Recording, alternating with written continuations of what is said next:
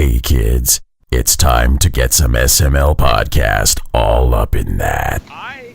David, was that you? Hi, this is David Autovino. You were so incredibly quiet. You're so far away. Come closer. You know what? That's because it's like zero gain on my mic. Ah. How is there? Oh, now I can hear myself in my own headphones.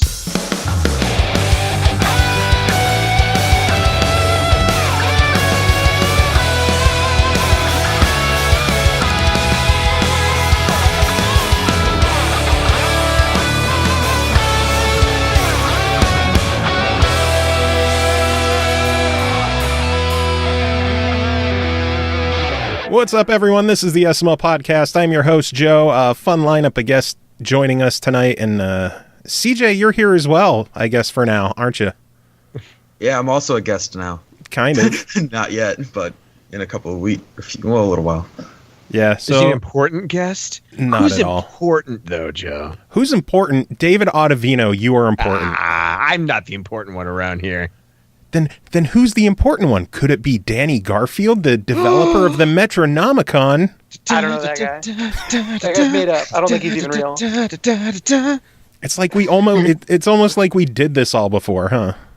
No, what? I'm getting flashbacks. What is this, Call of Duty Black Ops? Oh, wait, the listeners have no idea what's going on. So, yeah. They were. I just figured they're in the room with us. I figured they're all the same people that are sitting next to me right now. You have a live audience there, right, Joe? Yeah, 8 cats. All right. They love it. They stare at me and jump on my desk in the middle of things. So, Danny, David, welcome to the show. How are you guys doing tonight? Good. Great. Yeah. Thanks for having me here. I've had several alcoholic beverages tonight before we begun chatting. How many? I'm working on number. I started drinking at 9 in the morning. Ooh. Wow. It's my wedding anniversary. It's my wife and I, our 10-year wedding anniversary. This morning I was at a spa where there was champagne. Who is she drinking with 10 today? years. She wasn't. She told me she was in the workout center. I'm sure that's where she was. Yeah, you could probably trust her. Yeah, I believe. Yeah. So I've been working on polishing champagne all day, and now it's finally done, and I've switched over to whiskey. Nice. Wow. Yeah. It's been a slow burn. I'm not a complete alcoholic Yet. yet. only been married for 10 years. Give me a few more. Well, congrats on 10 years, Dave. Well, thanks. That's a hell of a milestone in these days. Yeah. It's been all right. It's been good, I think. Yeah, we had a good time. And now now she's in bed and it's time for fun. Ooh. Let's talk about video games. Indeed, like the Metronomicon. Yes. Yeah. How's that for a segue? Danny Garfield, you are the creator of the Metronomicon. For those who don't know what the game is, give us the sales pitch. You got it. So the Metronomicon is a rhythm RPG. It's a story-driven role-playing game. Classic. Meet new people, recruit them to your team, level up, get new abilities, get new gear.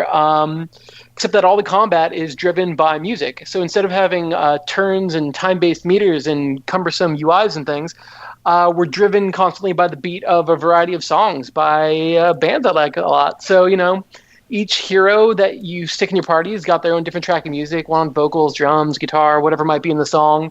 And you jam between those different tracks of music to select which hero you're going to control and what they're going to cast. So it's kind of like if Rock Band is 4 people, each playing their own instrument, this game is you playing all of them and using them to shoot fireballs. Which sounds like a hell of a lot of fun, and I could vouch that it is because I have put a ton of time into this game over the past few days. It's a blast. What Danny, made you... You said you put about 800 hours into this game over the... Well, I mean, I'm the dev, so it doesn't, I don't know, some of it's testing, some of it's playing. We've done some speedrun tournaments. It's like always running.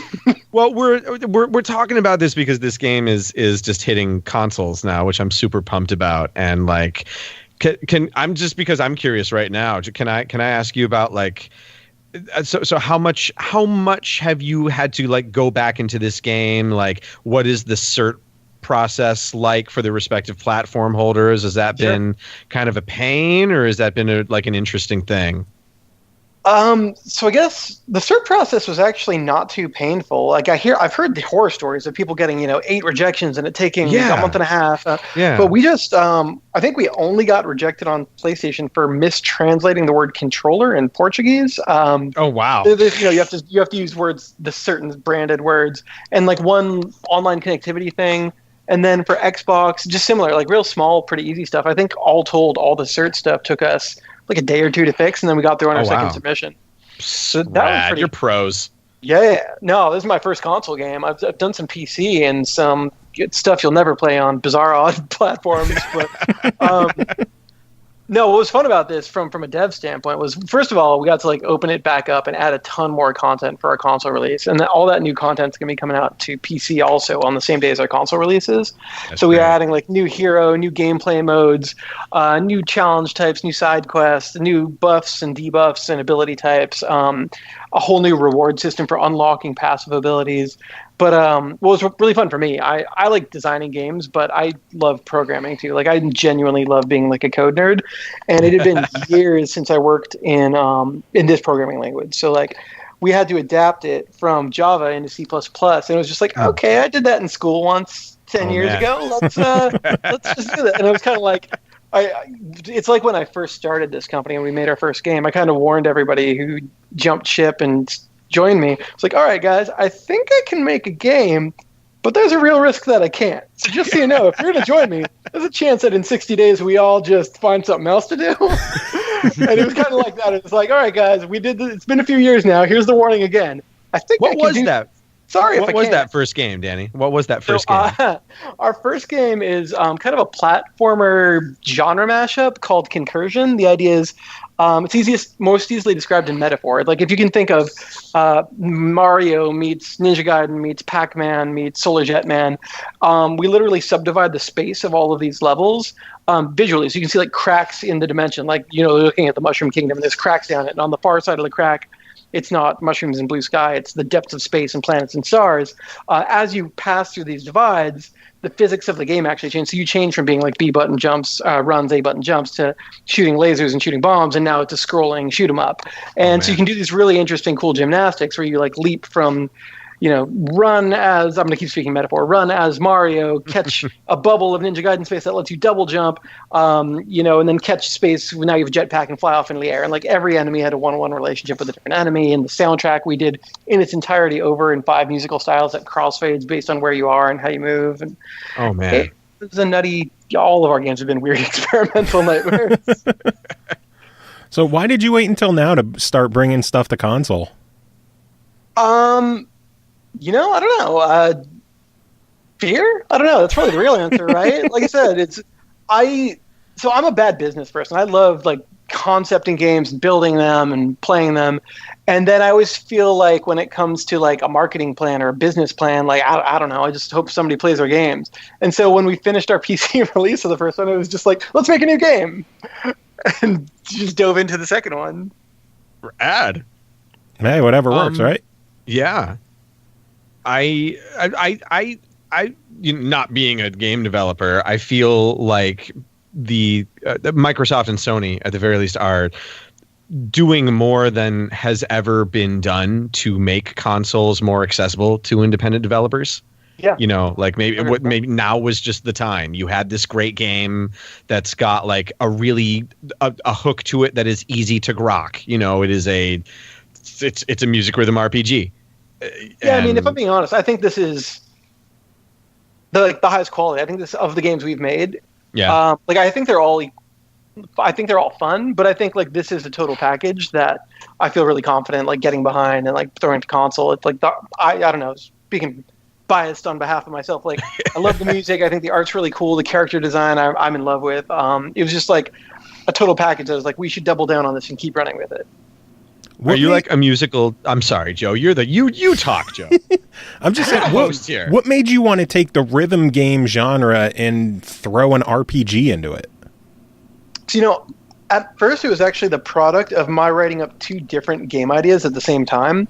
To start with, I was trying to write up what I was referring to as an infinite runner RPG. I wanted to take like a full turn-based strategy-driven RPG, kind of like in the Super Nintendo style, Final Fantasy, but like strip out, because a lot of my friends won't play them because they think they're slow. And so I wanted to strip out like the UI and the menus and the turn bars and find a way to kind of just make it go, go, go, constant forward motion. And I had a lot of ideas where that was kind of an infinite runner. And then separately, I was looking at ideas for music games, ways to introduce more player subjectivity, kind of more choice, more meaningful decision-making, because not all but most of them tend to be like, here's notes, please hit them. Yeah. And so it kind of occurred to me like, oh, music has that constant forward motion, that drive, that pulse, it drives action. That can replace the timers, that can provide us our means of never turning back. These are all one idea. This is all one thing. I truly feel both of those lineages in the finished product. Like that the endless like the flow of an endless runner and the sense of player agency added to a music game. I totally that my biggest like sigh of relief was when I finally got to sit down and actually play this game that my voice got to appear in, and I'm like, oh shit, like not only does this mashup concept like flow really well, when I put it down I couldn't wait to pick it back up and play it again. Wow. Because it was it was like surprisingly easy to pick up and play and manage like all 4 streams of players at the same time. I thought that was going to be complicated, but it just made so much sense, and it had this kind of flow like an endless runner does. I'm a little biased too, but like I was super delighted that this game is like, I was like, holy shit, this is actually really fun, and I can't wait to spend more time with this game.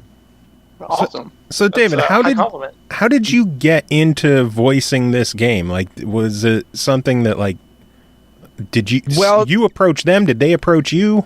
So Danny placed an ad on Craigslist for exotic male dancers, and that's what I answered. Pictures were required. Yep. And it just sort of evolved into this. And is that how everybody meets you, David? Where you like hum into the mic, and like some people really get off on that. It was 30 minutes of that, and I was like, I need more. No, an ad was placed on a third-party casting website where I book a lot of my work, and wanting to the part of my career goals is to branch out from the kind of acting I've been doing for the last 18 years into the thing that I love, video games. And so whenever I see a casting for a video game, like I go for it, and especially this one because Danny had posted a lot of notices for a lot of different characters. I read for as many as possible, and you ended got up all hiring of them for 3 of them. Yeah, which we debated that long and hard. We were just like, man, we shouldn't do that. Will people notice that it's the same guy? And I was like, so Dave, who works in the office with me, he's our sound effects and QC and co-writer, all of us, small team. But he and I were debating long and hard, like, he's my favorite take for all 3. Damn it! So it's the same dude. Like we did it blind. We didn't look at like who did the takes, and we hadn't met before, so it wasn't that. And we're just like at the end, he put a list together of his favorites, and I did, and a third guy put together of his favorites, and you were at the top for all of them. We had to debate: is this okay? It's like, well, if we didn't know it, then yeah. Ego exploding right now. Like head is 5 times right? the size. Like behind the scenes, we had to be like, are people going to notice that? Does that make us feel like cheap? Like, no, if it's our genuine favorite, it doesn't, right? You just look at the list of names. It's like, shit, this guy again? Shortly after the original release on PC, I did a live stream with Pantsless Aaron, who streams with GOG or goodoldgames.com. Yeah. And one of the questions in the live stream was, what effects did you have to place on your voice in order to create Wade's voice? And when I did in the microphone, I said, there's no effects. I just changed my voice to, that's how he talked. And like people are like, oh, holy shit, he's really just doing it himself. Oh my god, he's doing the thing. He's a thing doer.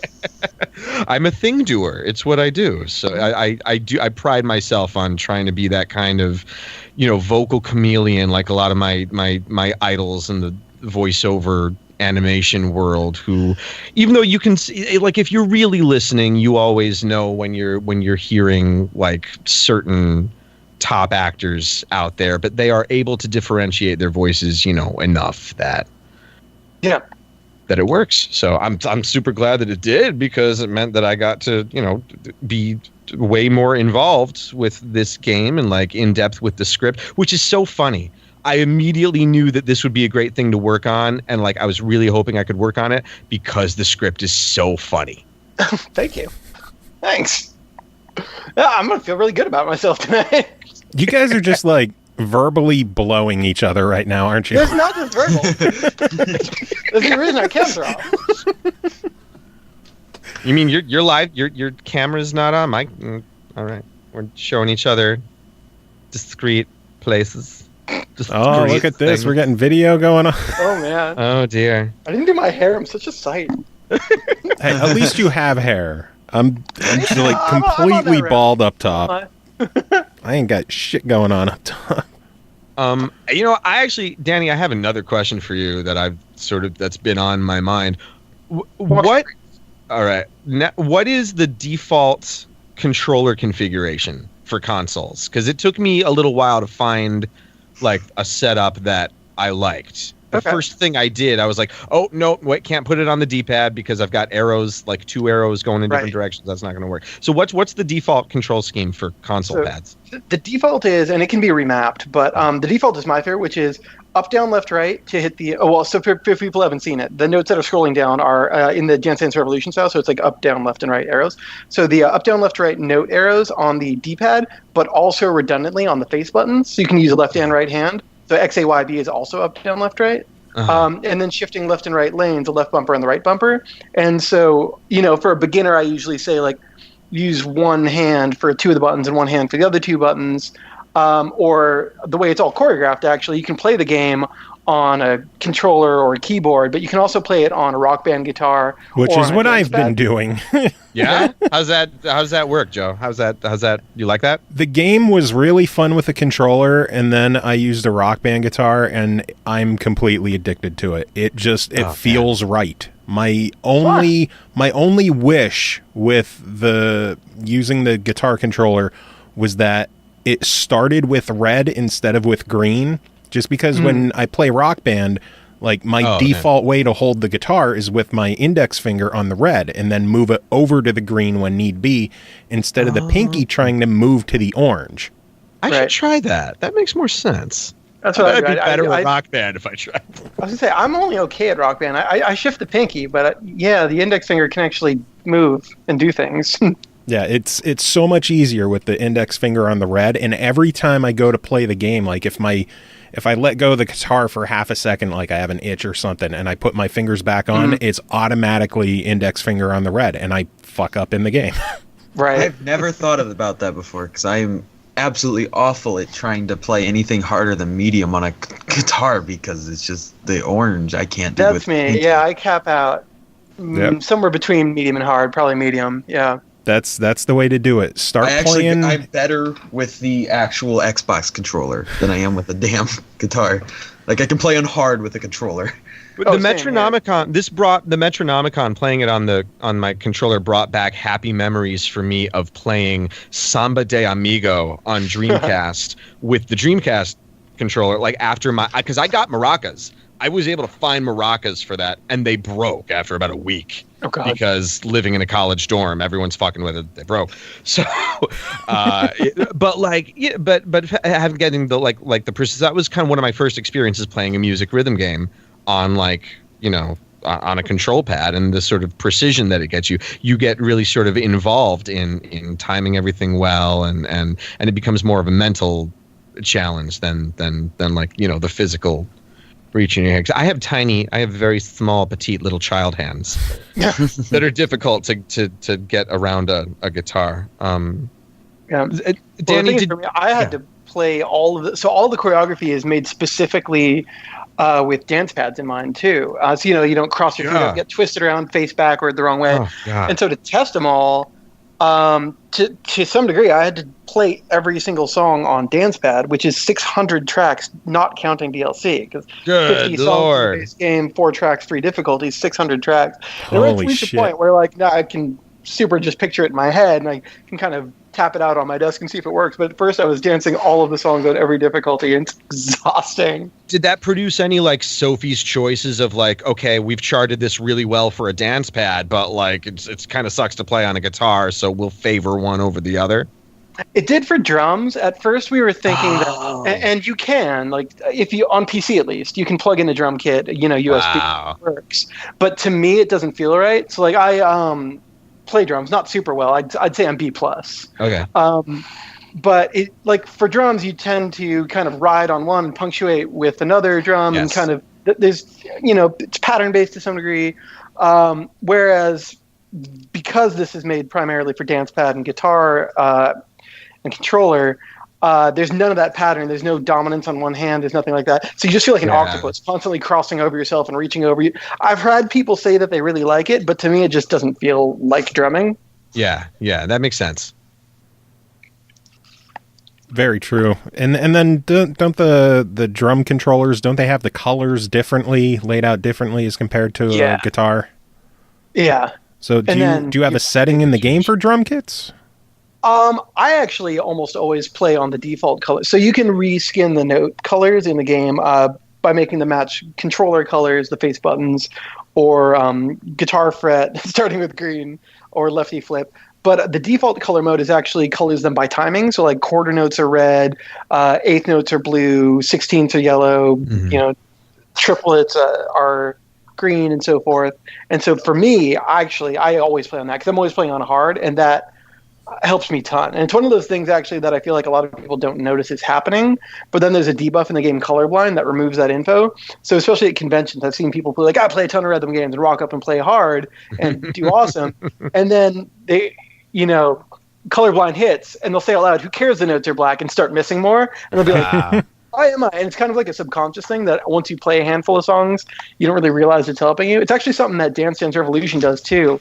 And that happened. I had that same experience, which is why we added it to this game. Like, I never realized the DDR notes were color-coded by timing until they changed what the colors meant with like a later release. And all the colors were different. And suddenly I was like, I'm missing everything. Is it timing bad on this? Why am I terrible? And like because I'm a huge nerd, on a forum, people were like, yeah, they changed the colors and now I suck. It's like, is that what it is? No, I didn't know DDR did that. I didn't know. I am learning this now as well. Yeah, I thought that was either. a brilliant idea when I read that, like in the instructional tutorial. I'm like, oh, that's really smart. I feel like that will really help me on later levels. Danny, you seem like a big rhythm game nerd. What is your favorite music rhythm game of all time? Oh man, I've spent ages. Well, DDR was like my first jam. I first discovered it in college, or I guess I was aware of it before that, but first really played it in college, and I was terrible at it. And were you that kid in like raver pants and frosted tips of your hair? Oh my god, yes. Full on fishnet shirts and fuzzy pants. Yes, Were you doing like the asked dual? my wife. Yeah, that's when she met me. I watched her with me. Were you dancing on the dual pads by yourself? I was never good at that. I really started because I was terrible at it, and I just wanted to not be bad at the genre. And there's an arcade on the college campus, and so I just went after class every single day, and I probably clocked an hour a day. I've never been more fit, and now I'm people feel. I miss the DDR games. I wonder if they're ever going to bring them back for the new generation of consoles. I feel like, has Kinect replaced it? Is Just Dance, is that the new DDR? No, not really. I think Dance Central from Harmonix was a lot better than the Just Dance games. And like the Just Dance games, you don't even need the Kinect anymore. You could just dance with a cell phone in your hand. Oh, really? Yeah. I know that. But they are like, Joe, every like suburban house I know with like tweens all have a copy of Just Dance. That's the one that kids know. Yeah, that's the because popular it's so one. Ubiquitous. I've never tried it, and it does look just a little too like simplistic. But yeah, I like that. I mean, for better or worse. Probably, I guess for worse, but for worse in the sense that it's not as sophisticated a rhythm game. But I guess for better because it means like more kids are playing video games, so more power to them, I guess. Dave, what's your rhythm game of choice? It's Rock Band. I had never really played. I mean, like I think Samba de Amigo might have been the very first one, like because I had Samba and I had Donkey Konga. Hell yeah, And Donkey then- Konga. And then the PlayStation 2 equivalent of Donkey Konga, Taiko Drum Master, since they were both developed by Namco. And and then, you know, after that, once Guitar Hero made the evolution to, I know Guitar Hero didn't do it. It was Konami's Guitar Freaks at first, but, you know, Guitar Hero was my first exposure to a rhythm game that used like songs that I knew in an instrument that I was already familiar with, because I play a little guitar. I play guitar badly. I play guitar as badly as perhaps Danny plays the drums. I'm sure I play drums worse than Danny does too. But You probably don't. but it was Harmonix's the first two Guitar Heroes and then Rock Band, which have their places in my heart. Yeah, it's funny that Rock Band didn't immediately spring to mind to me, because I own them all. I played so much Rock Band, and like, you know, a friend of mine, Paul, throws just Rock Band parties, and we'll all go over there and just play tons and tons of Rock Band. I miss it. Yeah, it's been a little bit. Right now, I've got all of his guitars, so I can test him with the game. I need more Rock Band friends, but you guys are probably on PlayStation, aren't you? Yeah. I'm still on Xbox 360. You're bad. You may have You're bad. You followed should my upgrade. saga, Joe, of like trying to find replacement guitars for my 360. Yeah. I'm telling you, man, just upgrade to the one. Like, most of your DLC is going to carry over. I will eventually. And we can play together. I know. I will own a one at some point. Like Can't you finally play online with Rock Band 4? Yep. Like With simultaneously with friends? the Yeah. Rock Band Rivals with the expansion, but if you buy it new, like Rivals is the only one that you could really get anymore. I think GameStop sells the band bundles for like $100 now. Yeah, they're cheap. Get on that, man. Now's Do the it. time. Do it. Yeah, brother. What about you, CJ? What's your rhythm game of choice? I haven't. The newest rhythm game I've played is Guitar Hero 5. Wow. Yeah, I don't play rhythm games that often. My favorite one was probably 3, Legends of Rock. I like that one. Was something like Rock Band is one of those rare games that my wife will like happily play with me, and so we have all these happy memories of songs that we wouldn't know because maybe they're in genres that we wouldn't necessarily seek out, that we love because we played them together in Rock Band. And I'm not a huge fan of the EDM genre. I don't dislike it particularly. I don't seek it out. And so I'm also delighted that the Metronomicon has all these songs that like I'm jamming to and I'm quickly falling in love with because like I get to be an active participant in them. And that they will become like new favorites of mine. And it's exposing me to a new genre that I don't know a lot about. I was tracking down music was fun. Like the original plan was the dev team was going to do all of it. Like dev team and friends. Like there's a lot of musicians on the team, and in the end, I'd say there's probably 7 or 8 songs by like team and team friends, but all the rest of it was just like we realized early on, like, hey, wait, no, we're making a music game because we love music. Let's ask our favorite bands and try. And so we just totally cold called people. We just like reached out to bands. We're like, hey, we're making this game. We don't have much to show you yet. Here's some concept art. Can we have music? And like we just got a shocking number of yeses. Almost everyone gave us a yes, or we were able to work something out with everyone. That's so awesome. That's great. That's Like fantastic. who all did you approach that is in the game? So this is a good point, a good part to talk about the actual soundtrack and who's in there. Oh, sure. Yeah, well, so we have an original song made for the game by Jimmy Urin of Mindless Self-Indulgence. He's genuinely one of my all-time favorite artists. We have an unreleased track by Shiny Toy Guns. We have a song by Yacht. We've got Mega Ran and DJ Cutman, Perturbator. We've got... I'm a dick whenever I leave anyone out. I can never think of... It's like 38 bands. I'm sure I'm missing notable people. But yeah, just really the rule was like, hey, if you're on the dev team and you've got someone you love, let's screw it. Let's cold call. Let's reach out.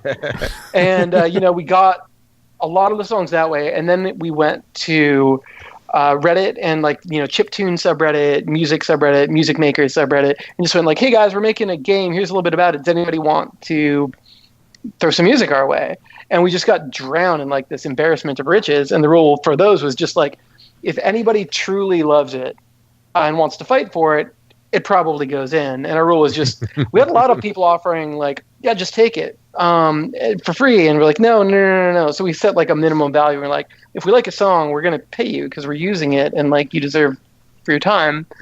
But yeah, we just like, God, we must have gone through, not an exaggeration, hundreds and hundreds of tracks of music, maybe near to 1,000. Oh man. That's crazy. Really? That is crazy. Are you always looking to bring more tracks to the game? I know there's a couple of DLC packs out.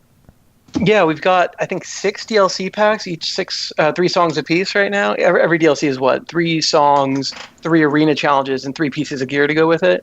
And then, yeah, we've got some new DLC coming up in the next few weeks. And we are, talking to a few artists. I've been doing the convention rounds lately, and there's kind of a big chiptune nerdcore scene that comes to video game conventions, and so talking to some people in that vein. We're also talking with a couple different labels that work with bands that we like and have been interested in exposing us to like more bands. So actually one of them, I won't spoil it specifically, but a label that we worked with was just interested in doing more, and so sent us this huge treasure trove of music. And we actually purposely picked a few bands that we weren't familiar with, and did some songs by them. I know I mentioned on Facebook when I first looked at like the credits in the game, I'm like, oh my god, there's Stemage, there's Viking Guitar, there's Benjamin Briggs, there's DJ Cutman, there's Megaran, there's David Autovino doing a voice. It's like, this is my friend's the video game. And I talked with Stemage, and he actually said that he offered you guys a second song, but you only went with one of them. So yeah, when are we getting more Stemage? Only one song for artists. The rule changed later, but for people so he was one of the first ones that we asked and locked down. And so at the time, our rule was one song per band. I want a Stemage, like, full discography DLC pack. Right, just one, chain them together, marathon pack. Like, marathon single song. I love Grant. He's been on the show a bunch of times. We play his music on here way too often. I think his Narrowband album is one of the best albums that I've heard from anyone. I always find myself going back and listening to it, and I'd love to see some of that stuff in the game. I'm totally down. Yeah. I mean, that would fit really well. Like I said, we're talking to people about. Maybe that's not quite in the chiptune vein, but it's definitely part of that scene. I feel like I see him around all that place. Those places. Chip related. Are you talking to Danimal Cannon? Ooh, yeah. We haven't. I dropped him a line early on, and I think we just didn't hear back. I'll have to yell at him for you. I could be wrong. I am super familiar with him, and I believe that's the case. I can't check right now. A buddy of mine, Dave, shot a lot of the emails out. We'll holler at him. We'll get him on your case. Throw things at him. It's like, hey, pay attention to this guy. Danny, can I ask you like a super esoteric, like inside the actor studio kind of question? Yeah. This game seems like it is like uniquely suited to your particular interests, and it seems like you have continued to just pour a ton of work into it. Like, at what point do you decide? At what point do you, as a designer, decide, I want to keep working on this thing, or like I have other interests that I want to pursue, I have other ideas, or like I have other ideas that maybe I want to fold into this kind of game, or like how do you make that determination? How do you find the time to work on all the things that you're interested in doing? For me at least, it's really just where my passion takes me. So we put out the game, the baseline game Metronomicon, about 9 months ago. Yeah. And we got really good feedback. We had people asking for new features. Some of them were gameplay features. Some of them were balance tweaks. Some of them were simple option toggle type stuff. But on the back of that, we ran a tournament, and we've done it a couple times. That was a speedrun tournament. So there's actually a cheat code in the game that unlocks a special mode. What it does is it strings together all 50 songs, but instead of having to play through the entirety of the song, in the song, if you kill enough, and this is true in story mode and in all modes, if you kill enough enemies, a boss will spawn. And so in the speedrun mode, if you kill enough enemies and spawn that boss and kill that boss, the song ends right there. And so we did a tournament, like a head-to-head, one-on-one, single elimination tournament, who can get through this mode the fastest. 50 songs, if you played through in their entirety, it's like 3 hours. And this meta kept evolving where people were like, okay, if you put, you need a healer or you're going to die. And then people started to realize, oh, well, Groover is the druid and he can make people's secondary abilities proc more often. So maybe I don't need a healer. Maybe I can just bring somebody who has a passive secondary heal and use him to pump that out, but it also does damage.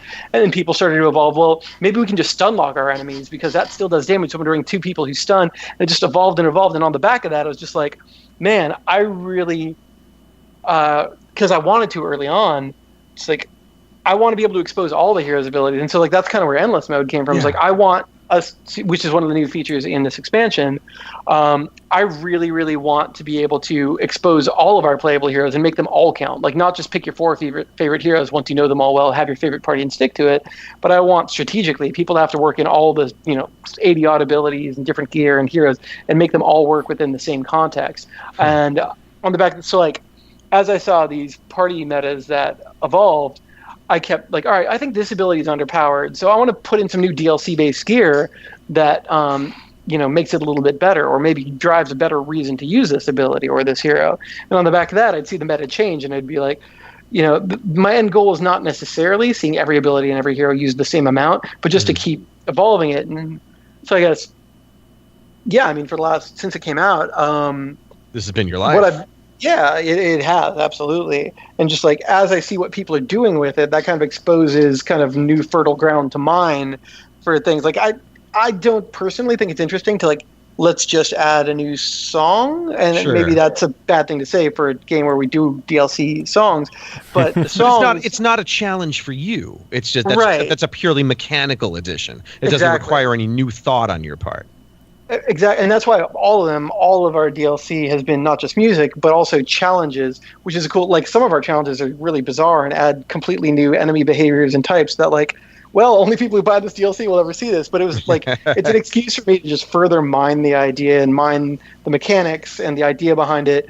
And then I've used those DLC, especially some of the early and the latter ones, to kind of test out an idea and gauge a reaction for stuff that later became, and not all of it's announced yet, fully fledged new additional modes in this expansion.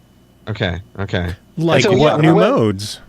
The biggest one that we have announced, endless mode, on face value it's simple. It's just you play a song, and it's in that speedrun style that cheat code kind of served as a test for.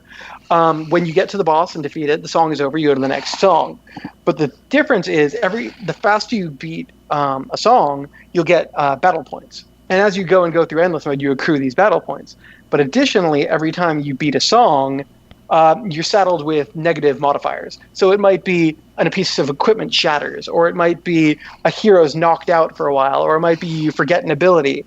And between each song, you actually have the opportunity to go to the inn and fill those gaps by changing your party. So for the rest of the run, your white mage is knocked out, Clark's knocked out. You need to find some way to fill that gap and keep going or make it work. And you can either use these points to go to the inn to make these changes, or to buy positive perks that'll make your run easier, or conversely, to buy negative perks that'll last for a few songs that give you more points. Mm-hmm. And at the end of that all, it's complicated further by the meta that whatever points you end up with, because they help you survive through your run, but whatever points you end your run with, you get to keep and spend toward permanent character improvements and unlocks. Ooh. And so in this way, it was just like, and in our beta testers, who a lot of them are, I asked some of the tournament players to come and help us beta test this new mode. A lot of them early on were like, yeah, I use my best party, and then, my tournament party, and then it shatters and it degrades, and I end up with nothing. And so instead, I find myself having to do these other alternative creative parties so that when people get knocked out, I can end up with my best party. Or conversely, like, that best party doesn't work here. I'm putting all my eggs in one basket. When it shatters, I fall apart. So I really need to make creative use of all the characters, stuff like that. That's a cool way to force people to get outside their comfort zone and try every character. Yeah. Mm. Yeah, the new hero that we're introducing really ties into that too. He fills a lot of different gaps. He's kind of like the peanut butter in the sandwich. He holds everything together. He can be a healer, sort of. He can do damage, sort of. But what he really excels in is empowering others at the expense of his own turn, sort of. And so, like, he I found myself, and this again, like an example of what I saw players doing. There's a lot of cool gear that like makes treasure drop more, or makes you gain more team attack meter, or resurrects you from death. But people were reluctant to use the utility gear because it came at the cost of a slot that could be stat-based gear, do more damage, cure for more of the straightforward stuff.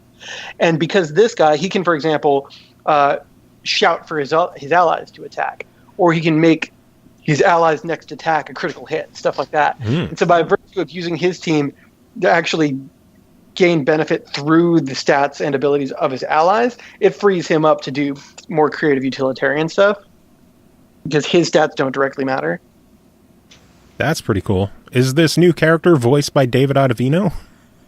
No, I wasn't available, unfortunately. I was working on the major feature film and several Broadway plays. So. How dare you? I'm joking. Please. No. Oh, I was going to ask. Please, God, let me voice every character. It's a character that is returning from the base game in a larger role. Danny, have you ever at any point considered like putting all these refined ideas and stuff? At any point did you ever consider like we should make a sequel, or did you like what made you want to sort of refine and improve this version rather than do an overhaul? It just seemed like the more natural course. Yeah, for me, it's a couple things. One is, it really is. It's an extension, naturally. Like it's an improvement, extension, and expansion. But I feel like a sequel really should, and this is just me, like do something altogether new, altogether different, be an altogether different beast. The other thing is, for me personally, I don't see me probably ever doing a sequel to anything, just because I have such a passion for like mechanics and mechanic experimentation. Yeah. Like I'd rather do the next weird thing, even if a game's doing well and it's a safer bet to double down on it. I'd rather dive into the new thing. The other one though is just as we were coming out for the console release and we knew we were going to do all this new stuff, I really wanted to reward those players that had kind of trusted us early on and bought the game earlier, and just give them all this stuff. Like if you bought the game when it first came out and it had no rep yet, and we didn't have our reviews, they've been good. So now it's a little bit of a safer bet. But I really wanted to kind of thank those people by just giving them all the new stuff. That's rad. Give them the love. I have some guesses. You said that the new character is an existing character in the game in a new capacity. We did a charity marathon this weekend, and as part of that, we revealed him. So if you don't, if it's not spoiled, I can spoil if you like. Sure, spoil it. So this is actually Flavius, the main boss of the game, is now through kind of a secret path. There's a series of side quests and arena challenges and endless, and they all kind of hint at each other. And if you do all those, you can unlock Flavius. Getting the inside scoop. Yeah. Oh. So you did Saturday a charity marathon stream for St. Jude's, and I kind of queued up on all of our streamers a build that would unlock that. That's pretty cool. I know you mentioned like the charity streams and the tournament that you did before with the endless mode. We never found out like what was the fastest time of that tournament, because you said the full song list like back to back would be like 3 hours. What was the quickest? You know what? I'm going to give you an accurate answer. I'm going to look at the leaderboard right now. I think it's like I don't want to be 17 wrong. minutes. 3 clicks away. It is ridiculously fast, to the point where I'll stall for time while I'm putting it up because I'm like 4 clicks away. We had people telling us outright, like, no, I have a secret strat. I've got a secret party. I can't use it. And people were purposely using suboptimal party in like the semifinals, the quarterfinals, because they were afraid. Boom. Okay, I've got it on my screen. They were afraid that other people were going to steal their strategy and beat them in the finals, and they were confident that they would get there. And so, like round by round, scores were getting better and better and better. And boom, got it. So the current best time is 26 minutes. Jesus. Wow. Talk about destroying a game. Especially a game that's not supposed to be destroyed like that. Right. Well, that's not story mode. That's outside of that. That's the speedrun playlist. But yeah. Shit. So, and to give you like comparison, I'm looking at another time, the 10th score on the board, which was an amazing player that made it to the semifinals of the tournament. That's an hour. Good Lord. When we were betting on what the best time would be. We were betting the best time would be in like the low 2 hour, hour and a half range for people who really killed it. Like they would get halfway through each song before they got to the boss. And the best time is 26:45. And like she ran it on a speedrun, speedrunslive.com and like archived the whole thing. It's just this perfect party where there's a little bit of level manipulation because the level of the enemies is based on your level. So she brought all of her support characters under-leveled to drag down the level of the enemies, but they weren't the ones doing damage. She did not bring a dedicated healer, and then she combined the strategy of stun-locking the enemy so that they would do less damage and she wouldn't need a healer as much, with passive healing as driven by that guy who makes your passives proc 3. You know, you have to do it. It's not passive, but you can make your abilities passives proc way more often. And combine that, and it was butt puckering with Wade's ability. He has an ability called Saving Throw that does more damage the lower your HP is, and it's kind of exponential. And she kept the whole party's HP at like 5 to 10% for the whole run. Man. So that she would just crush out damage with him every turn. That's risky. And watching it the whole time, we're like, oh my god, she's gonna die. This is just But like that's the best speedrun, right? The best speedrun sacrifices safety and is butt punching the whole way for the sake of speed. And it was just the whole way we're just like, no, she's dead. There's no way. Oh my god. What was second place? So second place is just like 15 seconds behind at 27:10. Oh, and third place, 35. Then we've got a 30, and it starts, 36, 38, and then already by the time that's how hard this is. You're looking at the 16th score, hour and a half. The 25th score, 2 hours. Jeez. That is insane.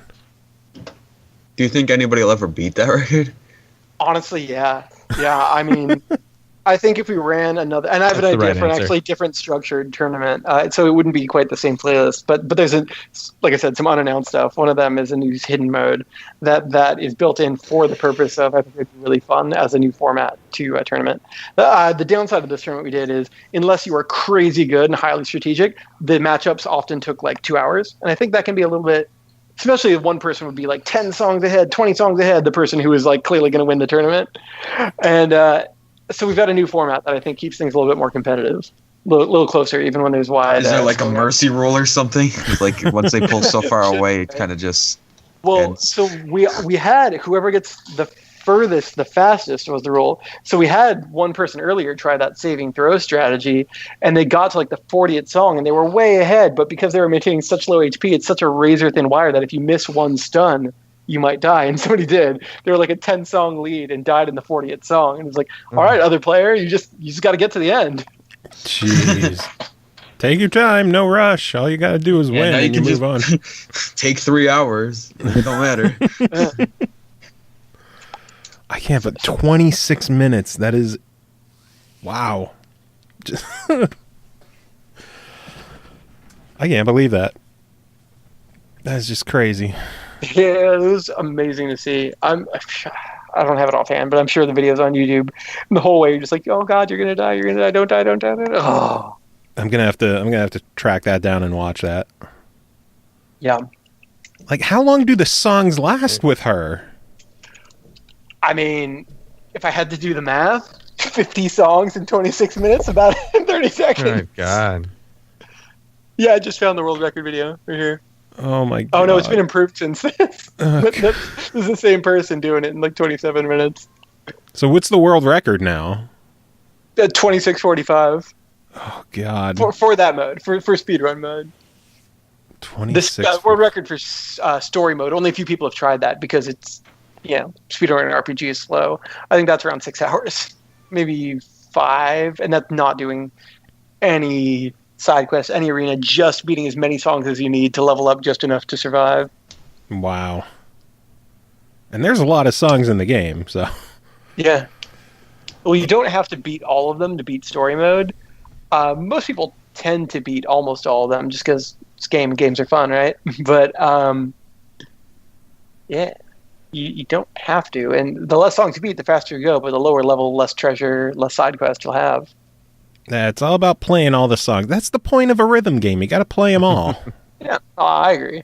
Can't go skipping songs. Oh, except for Stemage. Fuck that guy. Yeah, fuck that guy. Oh. Yes. Oh man, so what do you think is going to come next? Just more DLC for the game? Are you looking into more expansions or more new modes to the game, or just waiting and seeing what the feedback is? I think we're gonna give it just a little bit, just on the order of weeks, see how things are going, how things look. Like I said, we do have some new content already queued up for the first bunch of weeks. We're kind of ready to go with some of that, and that'll give us enough time to look at things, see how it's going. Like I said, we are talking to people about more DLC, and so I think we'll probably wait a week or two before we pull the trigger, just to see how things are shaping up. I imagine we'll have a long period of bounce patch and fix patch. Like to think everything's bug free, but I'm sure it's something. Are you going to go the Rock Band method and like weekly DLC or monthly? We'll see what the crowd looks like. If I have no concept, like I said, I'm a terrible business person. So if there's a billion people, yes, and if there's my mom and her friend, then no. But yeah, we're definitely planning to do some. I hate sitting on my hands, so I always err toward more than less. Other more wise people on the team are urging to at least wait a little bit before I queue up even more than we already have queued up. So I think we come out on Tuesday. We come out in like 5 days. So I think right now I'm probably in the unfortunate position of sitting on my hands for at least 5 days to see where launch goes and take it from there. Well, Danny, as a terrible business person, my advice to you for your next target platform is obviously a thriving platform with a massive user base, the PlayStation Vita, which Yes. I'm asking you for because I would love so that I can make this my new toilet game. Because it gives me flashbacks of playing Puzzle Quest for Sure. like sitting in the bathroom for way too long playing Puzzle Quest. on, Well, my now DS. that I know that, my answer is yes, PS Vita, and the camera's always enabled. I'll take it. I'll agree. I'll sign that devil's bargain, my man. I'm down. I just want it. And it just automatically streams. I'll with it. do what it takes. It does. It's fine with me. It's like, was it Dance Central when it like the Kinect first came out? There was like a rash of people playing games in their underwear because why not, right? But no surprise, your console now has a webcam. Wasn't it automatically taking photos of you when you got an achievement and sharing it out? Oh I God, think one of the that was games just did that, yeah. it's I hilarious. think every time you got an achievement, it was like photo share, and it was just like, well, that's me in my underpants. That's such a Might have dumb been idea. Connected Ventures. I'm thinking it might have been Connected Ventures. Yeah, that game did that do it? that. I remember that. Yep. Man, I remember those days. Luckily, Connected Ventures is like it wouldn't automatically share it out to your friends, but it would take a picture. That'd be incredible to just like go onto a website and you see David Autovino taking a shit and playing the game. Hey man, my life's an open book. All right, I live by the Vita, die by the Vita. Are you considering any other platforms?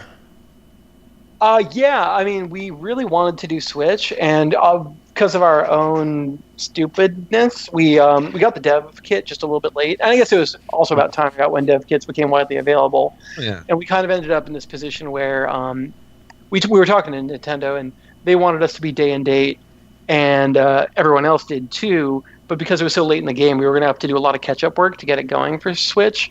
And I was just afraid that we were going to miss all of our dates if we promised to get all three of them on the same date, not having planned and budgeted our time for it. No. Yeah. And so we ended up having to say, like, shit, we got to come back to it. So I'd love to do for Switch. What about Wii U? God.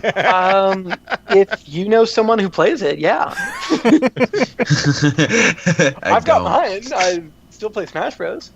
No, this would be a perfect. This would be. Yeah, no, I'd buy a Switch. I would happily migrate from Vita to a Switch for bathroom console. It seems like To be a able lot to of play people this. are doing that. Vita used to be like the system that everyone was like, oh, are you bringing this game to the Vita? Are you bringing this to the Vita? Are you doing this on the Vita? And now it's like, well, the Switch is like the Vita, but more Yeah. powerful Yeah, so it's gonna make sense. and a bigger screen. And more populous. More people are playing it by far. And Metronomicon is like one of the few games I could imagine the quote unquote D-pad on the Switch would work really well with just the 4 buttons. Yeah, we actually had that much going where we just had kind of buttons and controller going, and it's just it just feels natural. It just feels like, once you split them up, feels like a Super Nintendo controller or anything else. You got everything you need. Yeah. So yeah, I'm looking forward to Metronomicon on the Switch. I guess we'll confirm it right here, right? Done. Definitely happening. Fact. If you tell a friend, tell all your friends, and then yes.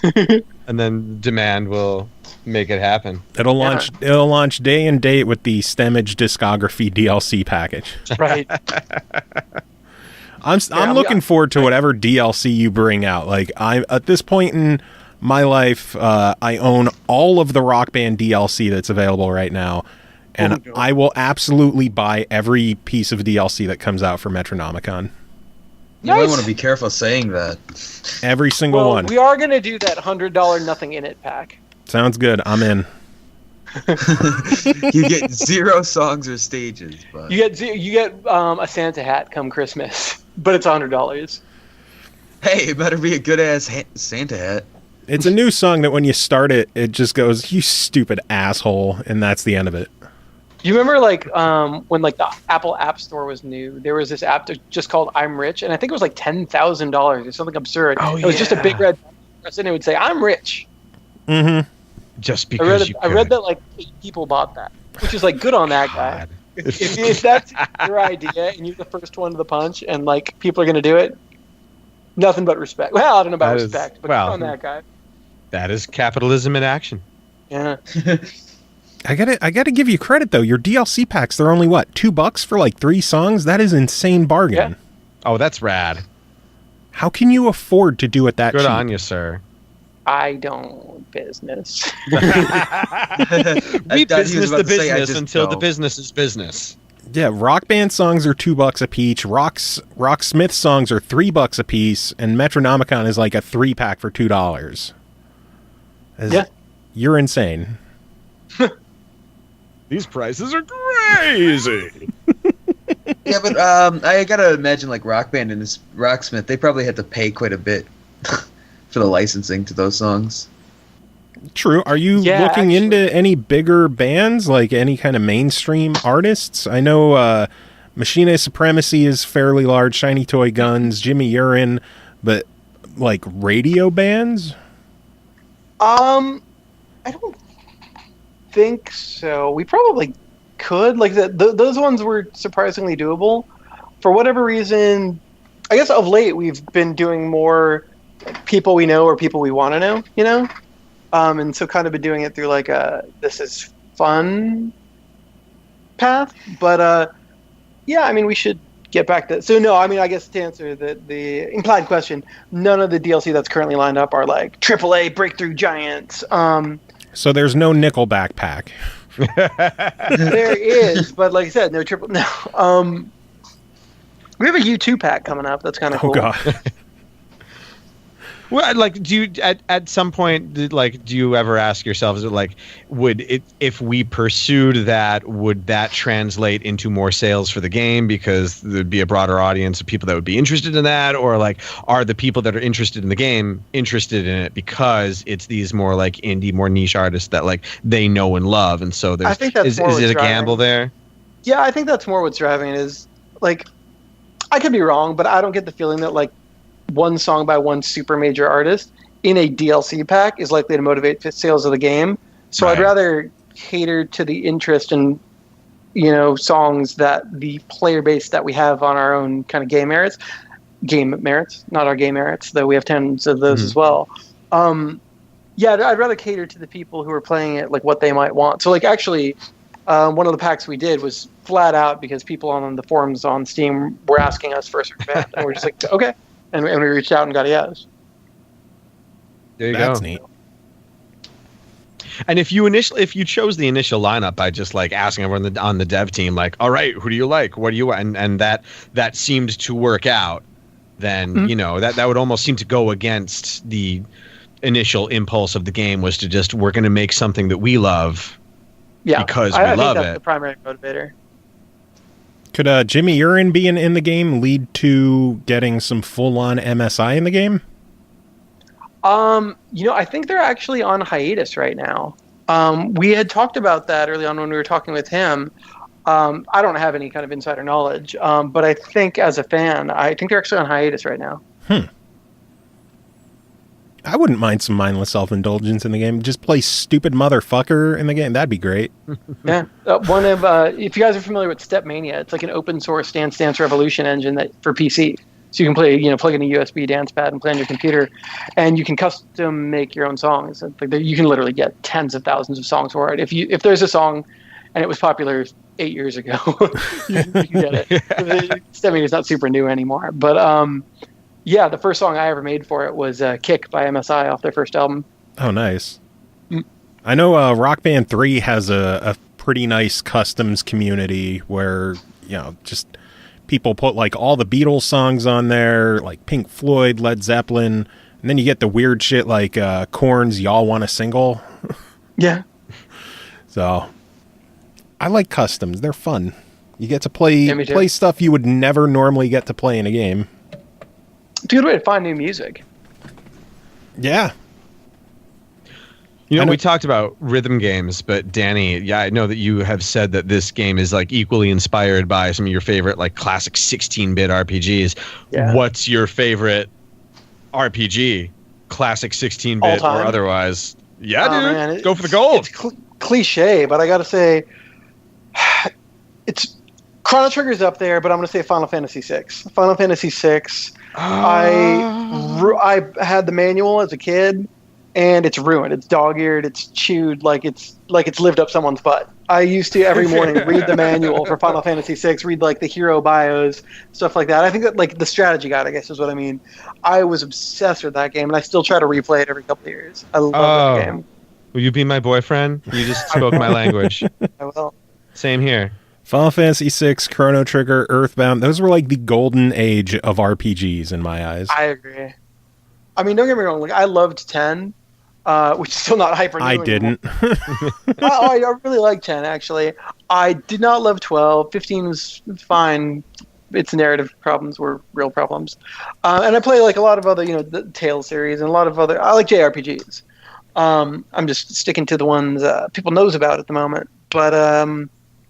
Final Fantasy VI and 4 is probably in my top 5, but Final Fantasy VI is my jam.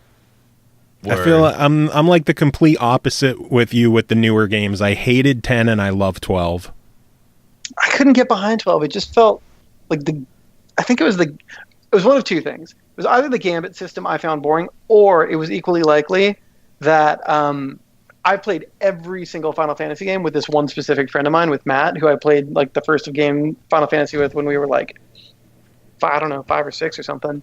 And like even now, like we live in the same area still, so like I can't make progress on one unless he comes over. I play it, he watches, we hang out, we play, and that's the only one we didn't play together. And it might be.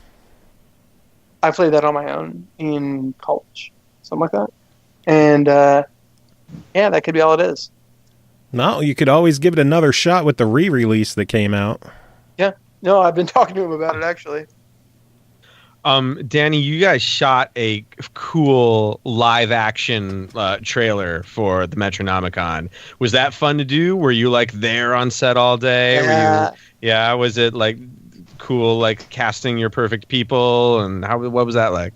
That was crazy. It's actually David, our producer, has worked with the director of that trailer before for one of his own previous games, and so he knew the director, and we kind of co-wrote the thing. And we did not know what we were in for. It was like the idea was really cool. We wanted to try it out. And when I got there, I expected to see like the director, maybe a dude running a camera, and then we reached out to a local cosplayer, and she made that Violet costume. Oh, and so she's perfect. I didn't know if you if she was like a model and you cast her. That's what a great idea, getting a cosplayer to do that. That's great. Yeah, she made her own costume and came and starred in it. And so we knew her a little bit, Chrissy, and we just showed up, and it was a full team. It was crazy. I've never really been on site on shooting something, and they had like the director and the assistant director. They had like a full sound team and a continuity person, and they had a prop person. And it was just like, holy shit, this is a team. I thought we were just Michael, the director. I thought we were just working with you, Michael. This is legit. And like, I was all but useless. I would chime in with notes, and like I came up with the dance. I sat with with the 2 stars, and like we spent like an hour like deciding what the dance would be that they could both do, and beating it out. And we must have done the couple of simple dances 100 times together. I like would act it out and then they'd mimic it, and then I would get it and act as one of them with the other one so they could see it from the outside. You wanted to be on camera, didn't you? You wanted to I really thought about it, and I wanted to be the gamer guy for a while, and then I was kind of afraid, like, oh, I've never acted. I don't know if I can, you know? I know that I can blather on, but that's not the same as acting. And so at the last minute, it was like, I don't want to put in all this effort and then find out I suck and ruin the thing. So who did you work with for the trailer? I don't think you mentioned who the production team was. So the production team, I know him as Michael, but I think they go by Woodwork. I want to be absolutely right. So I'm going to go through my email and name his production company correctly, because otherwise I'm an asshole. Which I do get wrong, and I'm an asshole, but... I mean, we're all assholes, so... Yeah, especially Joe. Well, look at their website, the Woodwork. I am an asshole. Woodwork.tv, if you want to find them and ask them to do awesome stuff for you. Nice. You should do. I'll have to get a live action trailer for this show that's just me sitting in a chair, hating my life. You will find a way to make it super cool. As long as you've got a good craft services table, it's all good. Only if they hire you, Dave. I always steal everything from the craft services table. You got to be in my commercial. I'm that cheap actor who would just like, before I leave, I'm taking all the granola bars and the fucking M&Ms and whatever is there. I'm just stashing it in my pockets. Like, I will eat this on my drive home. Dave, you dick. Hey, that's that starving actor life. Gotta survive on craft services. Dev get in on that. Like, I want to. We need to have like dev get-togethers, and it's just craft services, just to catch up. Just hire a catering company to just like, no, we're just hanging out. This is we're just chilling. This is just the M&M's meeting room. This is what we're here for. We're not here for something else. We're here for the M&M's. Yeah, we just needed the variety of Frito-Lay branded individual serving size bags, and just so that we could sample, so that we could get together. We do this every time we hang out. Yeah, that's the way to do it, man. Next time I throw like a dinner party or something, I'm not going to cook a dinner. I'm just going to like put together a craft services table. Just some fresh fruit. Right. And crackers, some sodas. Some bottled water. All M&M's, but only one color. Yep. That's right. Only green. Only green? No, you got to go only blue. I swear to God, heads will roll. Only blue M&M's. I said my friend's dad, when we were kids, would not eat blue M&Ms. Would literally, like a grown-up, would not eat the blue ones because he insisted that there's no blue food in nature. And it's like, what do you think the green M&Ms are? It's basically house paint. This is not derived from a vegetable. Nothing blue in nature. Blueberries? That's a myth. I mean, there's no such thing. I remember that argument. We had that argument. Blueberries are purple. They don't count. Okay, all right. Oh, my God. Oh, man. Well, I know we've been chatting for a little over an hour now. Was there anything else that you guys wanted to discuss with the game? Nah, for me, comes out, holy shit, Tuesday and Wednesday. The 29th for PlayStation, and then the 30th for Xbox and PC. And we got a new trailer coming up on Monday. I'm really excited for that. We got a new really cool trailer made by the same team. And besides that, I'm Danny. I'm on Twitter, Poobah Danny. I'm on Facebook, Poobah Danny. I'm on YouTube, Poobah. Yeah. You're on the game leaderboards, Poobah Danny? I am, yeah. I don't think I've beat you on any song at all yet. I'm working on it. I'll get you. What about you, Dave? How can we keep in touch with you? I hang out in my basement, and if you want to come up the driveway, I'll have some beers, man. I am David Autovino, and you can check out my work on my YouTube page. You can go to YouTube and search David Autovino. I have actually just crossed some T's and dotted some I's for a new game sometime to be on consoles sometime in 2018, I believe. Ooh. And which I'm super excited about. I wish I could talk about it yet, but it seems like a really, really interesting game. I'm pumped about that. So I will talk about that more in my places when that happens. And the Metronomicon is me as an actor living my fucking dreams, y'all. Multiple times, 3 times over. 3 times over. You, and you. A warrior, a mage, and a braggadocio coward. All aspects of my personality. Makes sense. Well, Danny, David, it is a pleasure having you guys on. You'll definitely have to come back on again sometime. This has been a blast. Love to. Yeah, for sure. Yeah. But we will let you get going, and then we are going to continue on with our show because we have a whole bunch of news and other shit to talk about. So, oh my God, CJ's mic is fucking up. Oh no! Time for another reboot. Well, that wasn't my fault. That was all him.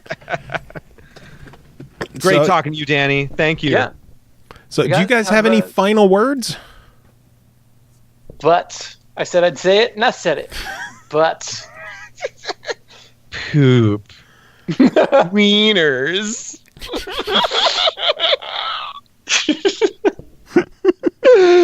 Can't believe took the words right out of my mouth. We're all 12. You took wiener right out of my mouth. Thanks, you guys. Great talking to you. Have a good one, guys. Night. Anyway, yeah, that was fun. That was a really fun chat. But it was. We have tons more to talk about. Gamescom that was this week. Some more news came out this week. So let's just dive into it. Sound good? Yep. So yeah, news of the week. We're going to kick things off. Games with Gold were announced for September. Xbox, a really solid lineup too. Xbox One for the entire month of September, you could get Forza 5 Game of the Year Edition, which includes a $10 Top Gear car pack. So, I mean, nice bonus. Good game. Yeah, I guess. Yeah, it's pretty decent. It's definitely, I would say, probably the worst Forza game, just like based off of fun level. Yeah, it was definitely lacking in terms of like courses and vehicles, but still, it's still a great. Even a mediocre Forza is still better than nearly every other racing game out there. Yeah, exactly. I agree. It's a fun game.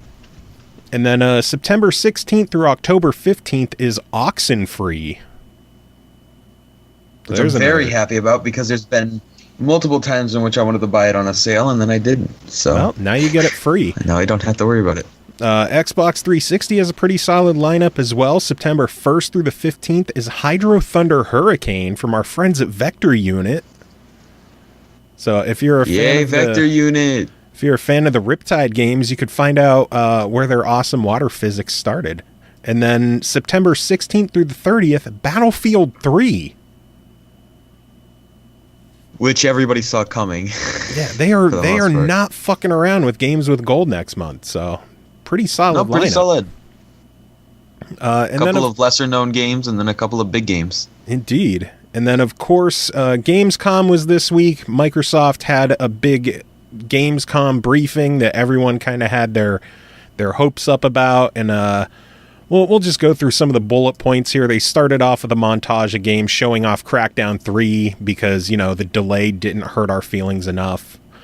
A new trailer for the Assassin's Creed Origins, a new trailer for PlayerUnknown's Battlegrounds. They're saying it's an Xbox One exclusive late 2017, and of course they're dodging the questions on whether or not, maybe 2018 it'll show up elsewhere. I'm sure it will. Probably. They said that the game has sold over 8 million copies in 4 months. which is extremely good for a game that was originally an indie game. Yeah. So that's pretty insane. I'm going to imagine it'll do pretty well on the Xbox as well. It will release into the Xbox Game Preview program, and it's going to be published by Microsoft. So they're getting pretty hands-on with this. They showed a world premiere trailer for Jurassic World Evolution, where you get to build your own Jurassic World park. Developed by Frontier, the guys who did like Elite Dangerous, Planet Coaster, Zoo Tycoon, stuff like that. So it should probably be pretty good. It's basically like the Zoo Tycoon Jurassic. Pretty much. Which is old as fuck. And that'll hit in summer 2018, and it will also be on PC and PS4, so that is, fun for everybody. They talked about the whole Xbox One X enhanced games. They mentioned that Halo 5 and Quantum Break are both going to be getting the 4K upgrades. Then they showed off a trailer for Record Definitive Edition, which they confirmed it exists, and it's releasing August 29th. So that's which is only a few days away. It will be a free upgrade for current owners, which is pretty badass. And yeah, that's cool. The Definitive Edition is launching directly into Game Pass, which is also pretty cool. Along with 6 other games, Fable 2 and Mark of Wolves from the 360. And then on Xbox One, they are adding The Bridge, 10 Second Ninja X, Hue, and Metro Last Light. So, yeah, actually some pretty good lineups for that. Yeah. With the Game Pass this month. And, of course, Record Definitive Edition. Might be a good month to finally go back into it. Mm-hmm. They announced Rise of Nations is going to be coming to Windows 10 with crossplay between Windows 10 and Steam. Separately, they announced that Age of Empires is going to be launching on Windows 10 along with definitive editions of the first 2 games. They announced 3 new games are going to be coming to the Xbox One in October. Interestingly enough, they're like 2 of them are old Kinect games. Weird. You want to repeat that for a second? Yeah, Disneyland Adventures and Disney Pixar Rush are going to be launching on Xbox One, along with an upgraded and enhanced version of Zoo Tycoon. Those are all going to be launching in August. They're getting controller support, and they're keeping Kinect support, amazingly. Awesome. So we'll actually have more new Kinect games. Yeah. They're going to be remastered in 4K, and then Zoo Tycoon, the big talk there is that it's kind of getting a complete overhaul, and they're removing the build limit in the zoo. So the biggest issue people had with Zoo Tycoon is going to be gone. I might actually finally dive into it. Yeah. New Forza 7 trailer was shown, a new trailer for Xbox One X enhanced games. I think they said that the list of enhanced games is up to like 118 titles. Which is a nice amount of titles. That are going to be getting upgrades. They talked about when you get the X, they're going to be introducing a way to like transfer games from console to console over your home network, which is pretty cool. Oh, that's really useful because I thought I was just going to have to move everything to my external and then unplug it and plug it into the other. Yeah, they're apparently you're just going to be able to do it over your network, which is pretty cool. And you're going to be able to transfer your console settings as well, which is neat. Oh, awesome. Mikey Barrow was on, and he talked about that god-awful new dashboard update and the content blocks and all that shitty shit that's really shitty that they're apparently going to keep doing. They did say that the number of pins is going to go from 18 to 40. So they're finally listening with more pins. Thank God. I don't know anybody that uses those. Pins? Yeah, I never use it. I just go to my games and apps. Okay, how many games and apps do you have? 250. 1,400. I need pins. I guess, because how else are you ever going to find a rock band? It's pinned. They're going to be adding well, that's what I'm saying. Like, how else would you ever find it? True. They're going to be adding a light mode to the new dashboard, so basically the same guide and everything else, but instead of a dark, it's lighter, so kind of like the older 360 look. Weird. Looks nice, but then again, the new dashboard is still god-awful, so I don't know. And I'll be sticking with the dark mode anyway, because that's what it's always looked like. That's what I want. Yeah. New trailer for State of Decay 2, which is releasing in spring. A new trailer for World of Tanks, because it's going to be in 4K and 4K, 4K, Weird. 4K, 4K, 4K. Xbox Design Lab is going to be available in 20 new European countries, which is pretty baller for Europe. Then they showed an ID at Xbox sizzle reel showing off a bunch of ID at Xbox games like Unruly Heroes, Hello Neighbor, Path of Exile, which just launched, Raiders of the Lost Planet, Fable Fortune, Tacoma, Battle Right, Strange Brigade, Black Desert Online, Train Sim World, fuck yeah, Robocraft Infinity, and Conan Exiles. So ID program is still kicking ass. No, I noticed you said Raiders of the Lost Planet. Isn't it Broken Planet? Possibly. I was just writing shit down as quick as I could. So, I'm sure I made mistakes here and there. New Sea of Thieves trailer. Sure yeah. They confirm that Xbox and PC are going to have crossplay. I need to look that one up. Yep, crossplay. New Minecraft trailer for the Redstone update, and then they went into the brand new 1 terabyte Minecraft console. Have you seen that thing? Yes, that thing is ugly. Really? I think it Literally looks the insane. ugliest console I've ever seen. I think it looks gorgeous. And then it has like, the awesome looking control, or the awesome looking creeper controller. It has like a light up transparent panel on the bottom. Minecraft sounds with it. Yeah, I think it looks awesome. I'm not even a huge Minecraft fan. I think that fucking thing looks awesome. I thought it would look so dumb, the grass block style. I was just like, why? And then the creeper controller is also going to be joined by a pig controller. Those are going to be like $75 each because they just have to keep getting more expensive. Pre-orders up now. It'll be out October 3rd, so just around the corner. And I think it's going to be like $400 for that thing. But Jesus. It looks good, though. I like it. New Shadow of War. I also don't like the way Go ahead. I don't like the way the grass texture is like... It's from the side of the console to the other side, whereas why would you have your console standing like that? It should be laying down, therefore it should really be from the other way. Oh.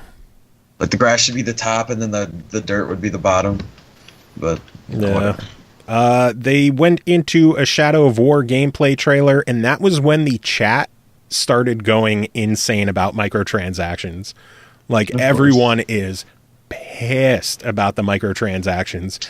Here are just some of the comments that people said. Microtransactions of war, microtransactions the game, Shadow of boycott this stupid piece of shit game, Gambling Earth, Shadow of microtransactions, and Shadow of loot boxes. So, yeah, people are excited about Shadow of War. There's also going to be Shadow of War bundles with 500 gig and 1 terabyte hard drives available. New Cuphead trailer mentioning that it's inspired by Gunstar Heroes, Contra, and Mega Man. Some of the levels play as a shmup. Every single frame of the game was hand-drawn on paper. So they are going all out visually. The backgrounds doing that. That sounds awful. The backgrounds in the game are watercolor paintings, and they have over 3 hours of original jazz music composed for the game. No wonder it's taken so many delays. It's not surprising. I think when it was first announced, I think it was just supposed to be like a boss rush game, and it got so popular that it's like a full-on game now. They showed a trailer for Surviving Mars, which is similar to City Skylines, colonize Mars and discover secrets, releasing in 2018. And then they talked about the Project Scorpio edition Xbox One X with a special logo and design on it. What? I'm so pissed that they opened the pre-orders while I was at work and I couldn't get one. Well, they've been popping up. I was at work. They've been popping up every couple of hours. They seem to have, they'll show up on Amazon every now and then. So they're there. You could find them. The Scorpio edition is supposedly only going to be a single run of them. And then word came out on Wednesday that 3 days of Xbox One X pre-orders have beat the PS4 Pro sales for all of 2017 to date. Wow. Yeah. 3 days of pre-orders. About the PS4 Pro. Those numbers apparently come from Amazon sales figures, which I would imagine is a pretty good baseline for other retailers. Yeah, probably. So 3 days of pre-orders have completely beaten 8 months of PS4 Pro sales. I don't really think anybody was really all that excited for the PS4 Pro. I mean, it's just... Especially once Xbox One announced the specs before the PS4 Pro came out. Yeah. And everybody already knew it was less powerful by quite a bit. Yeah. It's like, who really cares about the Pro? PS4 Pro is just kind of like a little nudge up where it seems the X is stupidly powerful. The only reason to really go with the Pro is if you didn't have the PS4 before, you may as well get the Pro just because it's better. Yeah. Overall, I thought the Gamescom briefing was kind of a waste of time. There was some okay stuff there, but like... Everything we already knew. Xbox needs some fucking first-party games. This is getting dire. The Crackdown delay, the cancellation of Fable Legends and Scalebound. Where are the first-party games? Where? Is there a single first-party game releasing within 2017? Forza. Still. That's it. Forza, Super Lucky's Tale, like full, like $60 games, Forza. Wow. Yeah. That's pretty sad. Crackdown was supposed to be their other big holiday title, and now they have too many games coming out in early 2018. Yeah. I don't know. Anyway, some other news. May as well just fucking bump the console. Yeah. Some other news from the week. The HTC Vive got a $200 price drop down to $599. Ooh, finally within almost affordable price range. Yeah, it includes the headset, 2 controllers, and 2 wall-mounted sensors for the room scale VR. So VR is starting to get more affordable. Yeah, finally. Maybe that'll push more people to finally realize that it could become the mainstream in the future. Yeah. Final Fantasy 15 is going to be hitting Steam in early 2018. It includes the content from the free updates as well as the season pass on consoles. It's going to have a first-person mode and 4K visuals, and then the rumblings going around was that it apparently has like 170 gig install. Jeez, wow. Yeah, Square's come out saying that the install won't necessarily be that large as it's not finalized, but if it's even close to that... It could be larger. Like, Jesus. And then even weirder, there's going to be an Assassin's Creed crossover coming to Final Fantasy 15 with the Assassin's Festival. Yeah, I saw something about that. I was like, what the fuck? Yeah. Also, Final Fantasy 15 didn't come to Steam. No, not yet. I did not even know that. I thought it was already out on PC. So. Wolfenstein 2, The New Colossus, is showing up as an Xbox Play Anywhere title, so that's pretty cool. Oh, that would be nice. Yep. Fear Effect, the old PlayStation 1 action-adventure game from Eidos, is getting a re-release as Fear Effect Reinvented, coming out in 2018 for the PS4, obviously, but it's also hitting Xbox One, PC, and the Switch. Oh, nice. Yeah, that was pretty surprising to see. Psyonix showed off a new trailer for Rocket League on the Switch, showing off the Mario and Luigi cars, and then it ended with the reveal of a Metroid-themed car as well, so that's pretty cool.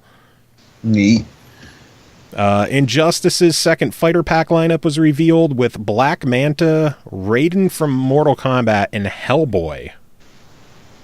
Yeah, I've seen some people pretty excited about Hellboy.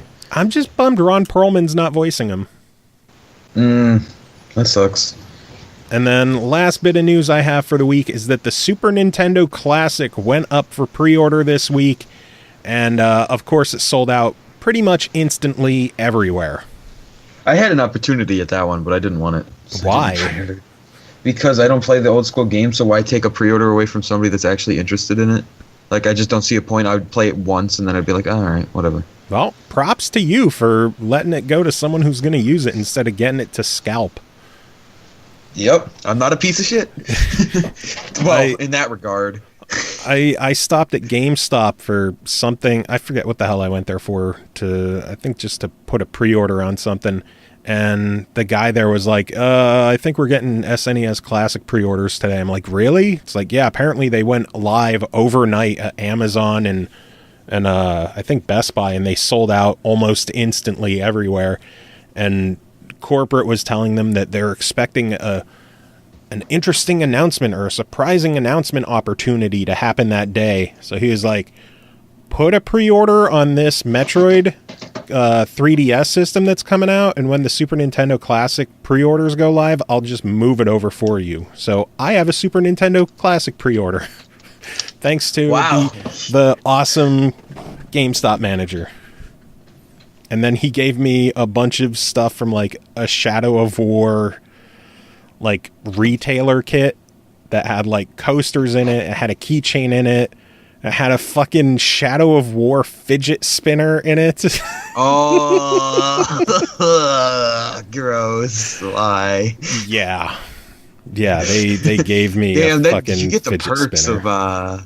of being friends with somebody that works at GameStop. Yeah, a little good, manager. man. It's good. It's good knowing people. So, but that's the news I got. Anything you want to discuss? I just wanted to say how excited I am for White Noise 2 to be coming out on September 1st. Yeah, that looks pretty good. I'm excited. I loved the one. first one on the Xbox Indie Market, and it's a 4v1 multiplayer. I don't really know how that's gonna work because I haven't really watched much of it. I've kind of just kept it secret so that I can experience it. But I'm definitely excited to be playing that with a friend. I already told him I'm gonna buy him his copy too because he's poor. It's only $10. It's like, fuck it, I'll just buy 2 copies. There you go. Well, I guess we should just dive into reviews, huh? No giveaway this week? Weird. No, there's too much shit going on. I don't think I even started one anyway, so we've got the giveaways going on Gleam, so check out our Twitter for more info on that. I think next week we're going to have Eventide to give away. Oh, cool. Yeah, that seems about normal for the show to always have Artifact games. Indeed. So keep your eyes peeled on our Twitter for information on that one at the SML Podcast. But yeah, let's get to the reviews because we got a bunch to get through, and we're going to kick things off with Pillars of the Earth, developed and published by Daedalic Entertainment. Released August 15th on Xbox One and PS4 for $39.99, also on Steam for $29.99, and it will include access to all 3 of the books in the game. Only book 1 is available now, so it's kind of episodic, but you don't buy it episodically, it just releases episodically. Based on Ken Follett's world bestseller, The Pillars of Earth retells the story of the village of Kingsbridge in a whole new interactive way. Play as Jack, Elena, and Philip, and change the events of the book through exploration, decision-making, and dialogues. This interactive novel is released in 3 books containing 7 chapters each. This is book 1. I'll get out of the way. It's a fucking gorgeous game. Beautiful, beautiful visuals. Plays very similarly, I felt, to like the King's Quest game, the re-release or the reboot that came out, and that it's very much like a point-and-click style adventure puzzler game. I did run into some technical hiccups, though. The game would occasionally stutter for me when changing screens or skipping dialogue, which I thought was weird. And the manual save did not work at all. Weird. Yeah, I thought maybe something was wrong on my end, and I talked to Eternal to see if, like, does the save work for you? Like, the auto save worked, so after things would save, like, I could exit out and go back in and continue where it was, but I could not make a manual save at all. Yeah, it's pretty annoying. to say the least. Yeah, I would hope that that's getting patched. Otherwise, it's, fairly standard adventure game where you have tasks that you have to do, whether it's, you start the game where you have to help deliver a baby. You end up traveling to a village and someone ended up like killing themselves by jumping into ice. A monk killed himself, and then you have to kind of figure out like what's going on there and solve that. 7 chapters of the game in there. Probably beat it in like 5 to 10 hours, depending on how thorough you are. Oh, yeah, it's not too huge. No, well, that's actually not that bad considering it's a point and click game. Those generally go by extremely quick. Yeah. So a good 5 to 10 hours, and this is only book 1. There's going to be 2 more coming out. I think 2 is planned for later this year, and 3 possibly next year. I'm not certain. That those timelines could always change anyway. It's enjoyable though. I'm having fun with it. Technical issues aside, like I said, it's a beautiful game. The artwork in it is fantastic. The writing is fantastic. The achievements, I think, are going to be kind of tricky for some people. Not in that they're tough to get. It's just a lot of, you have to be deliberate in what's going on. Yeah, there's a lot of missable stuff that if you're not doing things right or paying attention, you'll just not get them. So it seems like a game that there's going to be a lot of achievement hunters that use walkthroughs just to make sure they don't miss anything. Probably. I'm sure there's going to be guides out there for people to just cheese their way through it and get an easy 1,000. Probably. I think some people might be scared away by the $40 price tag. I don't have an issue with it, mainly because this is only a third of the game so far, and you're going to be getting 2 more chunks of the game, like another 14 chapters eventually when they release. And you're not going to be paying, that's not going to be DLC. It's all included in the $40 price tag, or $30 if you're on Steam. So, overall, I got to give it a recommended try. It's a really solid adventure game, really good stuff. Again, a beautiful art style to it. I hope whatever technical issues were there with, the screen stuttering and the manual how isn't the saving work? What happened? Yeah, that's kind of weird, but yeah, I mean, if 2 more chapters, this could be, if they stick to the same length, it could be like a 15 to 30 hour game. Yeah, which is pretty good for the price tag and considering its genre. Yeah, for $40, I think it'll be worth it in the long run. Clearly, we don't know how good the other 2 chapters or the other 2 books are going to be, but it's off to a good start. So as long as they stick with it, I'm not familiar with the book. So I don't really know the source material that much, but I'm enjoying the story. It's good stuff. I'm very excited to see where it goes in the following books. So pretty good stuff. Awesome. Next game to talk about is called Spartan, developed and published by Sinister Cyclops Game Studio. This one released August 23rd on Xbox One and PS4 for $15.99. A Steam release is planned for October. Help King Leo recover his city-state's stolen goods and punish whoever is responsible for daring to cross him. With only your trusty shield and sword to protect you, will you face ferocious mythical monsters and bone-snapping traps in this intense platforming adventure? Are you up to the challenge? I'll get this out of the way. Visuals are going to be kind of hit and miss. I didn't have a problem with them. Some people might see the art style in the game and be like, ew, this looks kind of dumb. I didn't have a problem with it. If you have a style that you're going for, I'm not going to fault you for going with the style that you want. It is just your standard 2D action platformer. Go through the stages, collect all the coins that you can, beat monsters, hit checkpoints, make your way through. The physics in this game are kind of frustrating. There's a unique, momentum style physics to it. So, when you jump, your momentum is going to carry you in the jump. So you're going to... Yeah, especially when you start off, you're going to be overshooting platforms. You're going to be dying a lot, a lot. This is not going to be an easy game. And then there's a gravity mechanic as well with, some platforms. Like if you play an old Mega Man game and you have a pixel on a ledge, you're on it. With this one, there's gravity, so if you only have like a foot on a ledge, gravity is going to pull you the fuck off, and you're going to fall. So interesting. It felt like slippery. They felt like they were slippery ledges, like I would kind of land on it, but not enough, and I would just slide right back off it. With the platforming, it makes it just frustrating when I'm trying to make a jump, and I don't make it enough, and I end up falling, especially in like some of the vertical climbing sections to almost just barely miss a jump and then fall really, really far back down and have to start back over. Oh, yeah. It kind of got frustrating. Levels are wide open, so there's a lot of opportunity for exploration, a lot of coins to collect in the level, hidden paths that you could explore.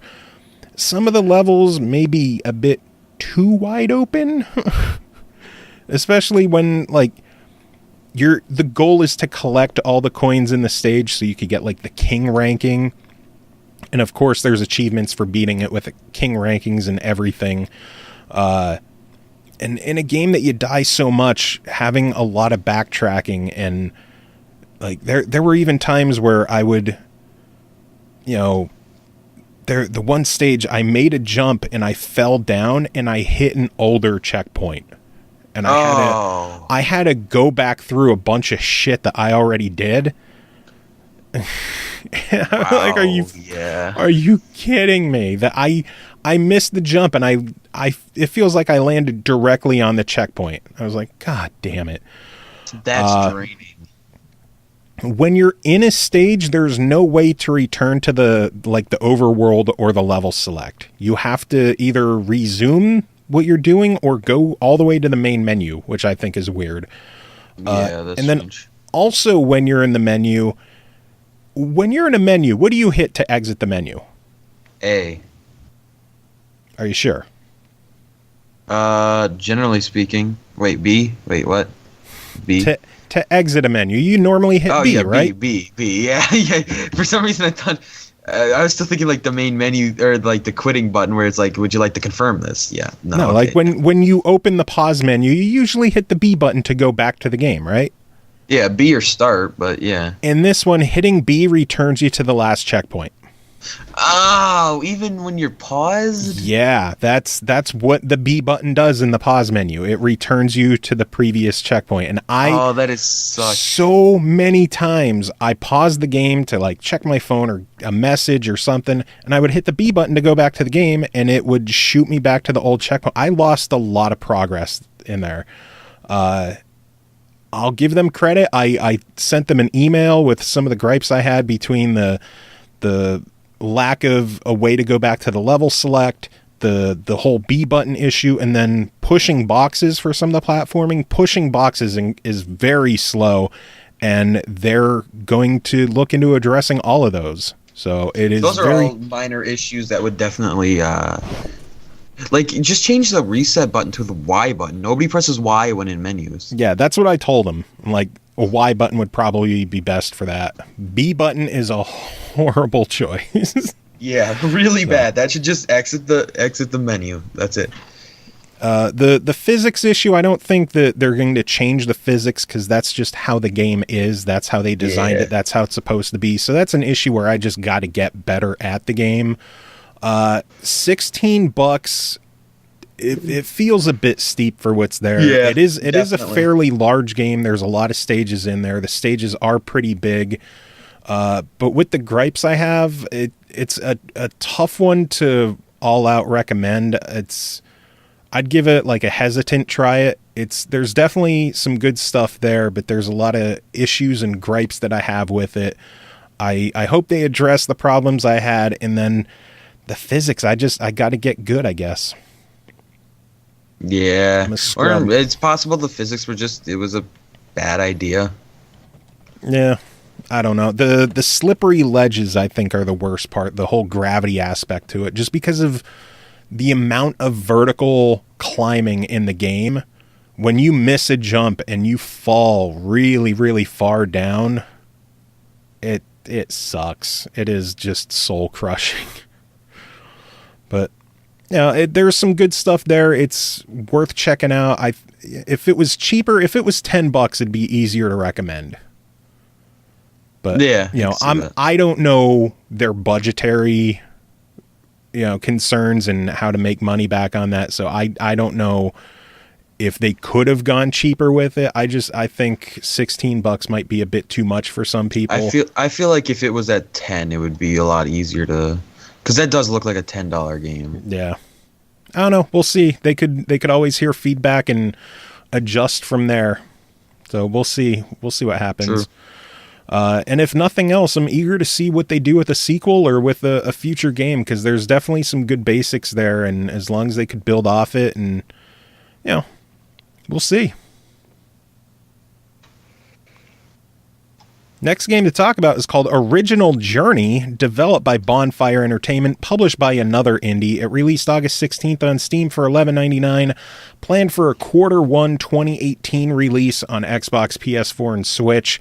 Original Journey is a 2D hand-drawn sci-fi action-adventure with a bold hand-drawn art style. I like how they mentioned hand-drawn twice. Join the hand-drawn Ado as they embark on a hand-drawn mission to save their hand-drawn world. Only a mysterious hand-drawn power source discovered on a hand-drawn distant planet can save them, but how far will they go to save themselves? CJ, how is this hand-drawn game? It's hand-drawn, that's for sure. Don't know if you noticed that. No, it actually looks really good, though. Like, the hand-drawn, definitely draws, whoever drew it does a lot better than I could ever draw. But now that it's mentioned, I actually didn't know it was hand-drawn before. I thought it was... I should have just looked at the description. I feel like a dick making the hand-drawn jokes, but like on Steam, the first sentence is Original Journey is a 2D hand-drawn sci-fi action-adventure with a bold hand-drawn art style. Yeah, that's true.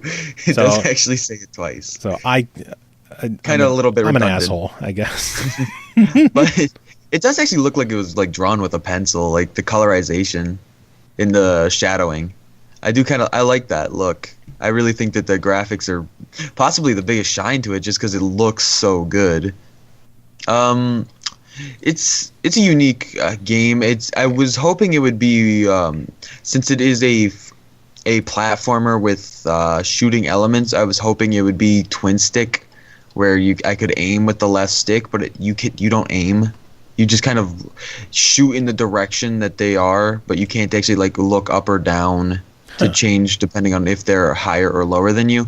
You just kind of got to do jumping and hoping that the shots adjust to hit them, which is my biggest gripe with this game. I don't like the way the shooting is handled.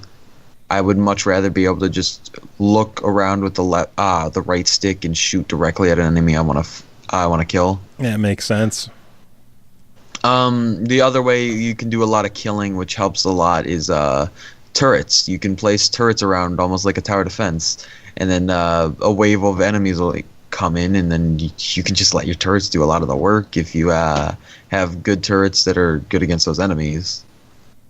There's a good weapon variety. There's a shotgun which does significant power, but is a little bit tricky. The grenade launcher seems to be one of the easier guns to use early on, because I feel like it's easier to actually adjust shots for that, since it always goes upward and then falls.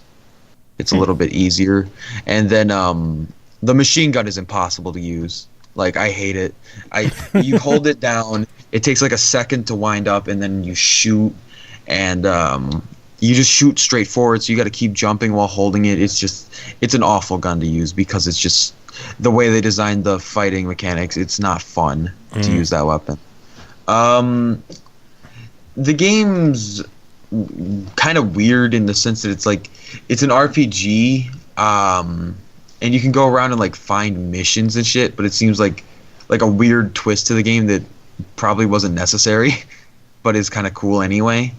It's just like, there's no real point to it when it's mostly just go out there, fight enemies on an island, and then come back or go to the next island. Like, it gives you some purpose and some structure.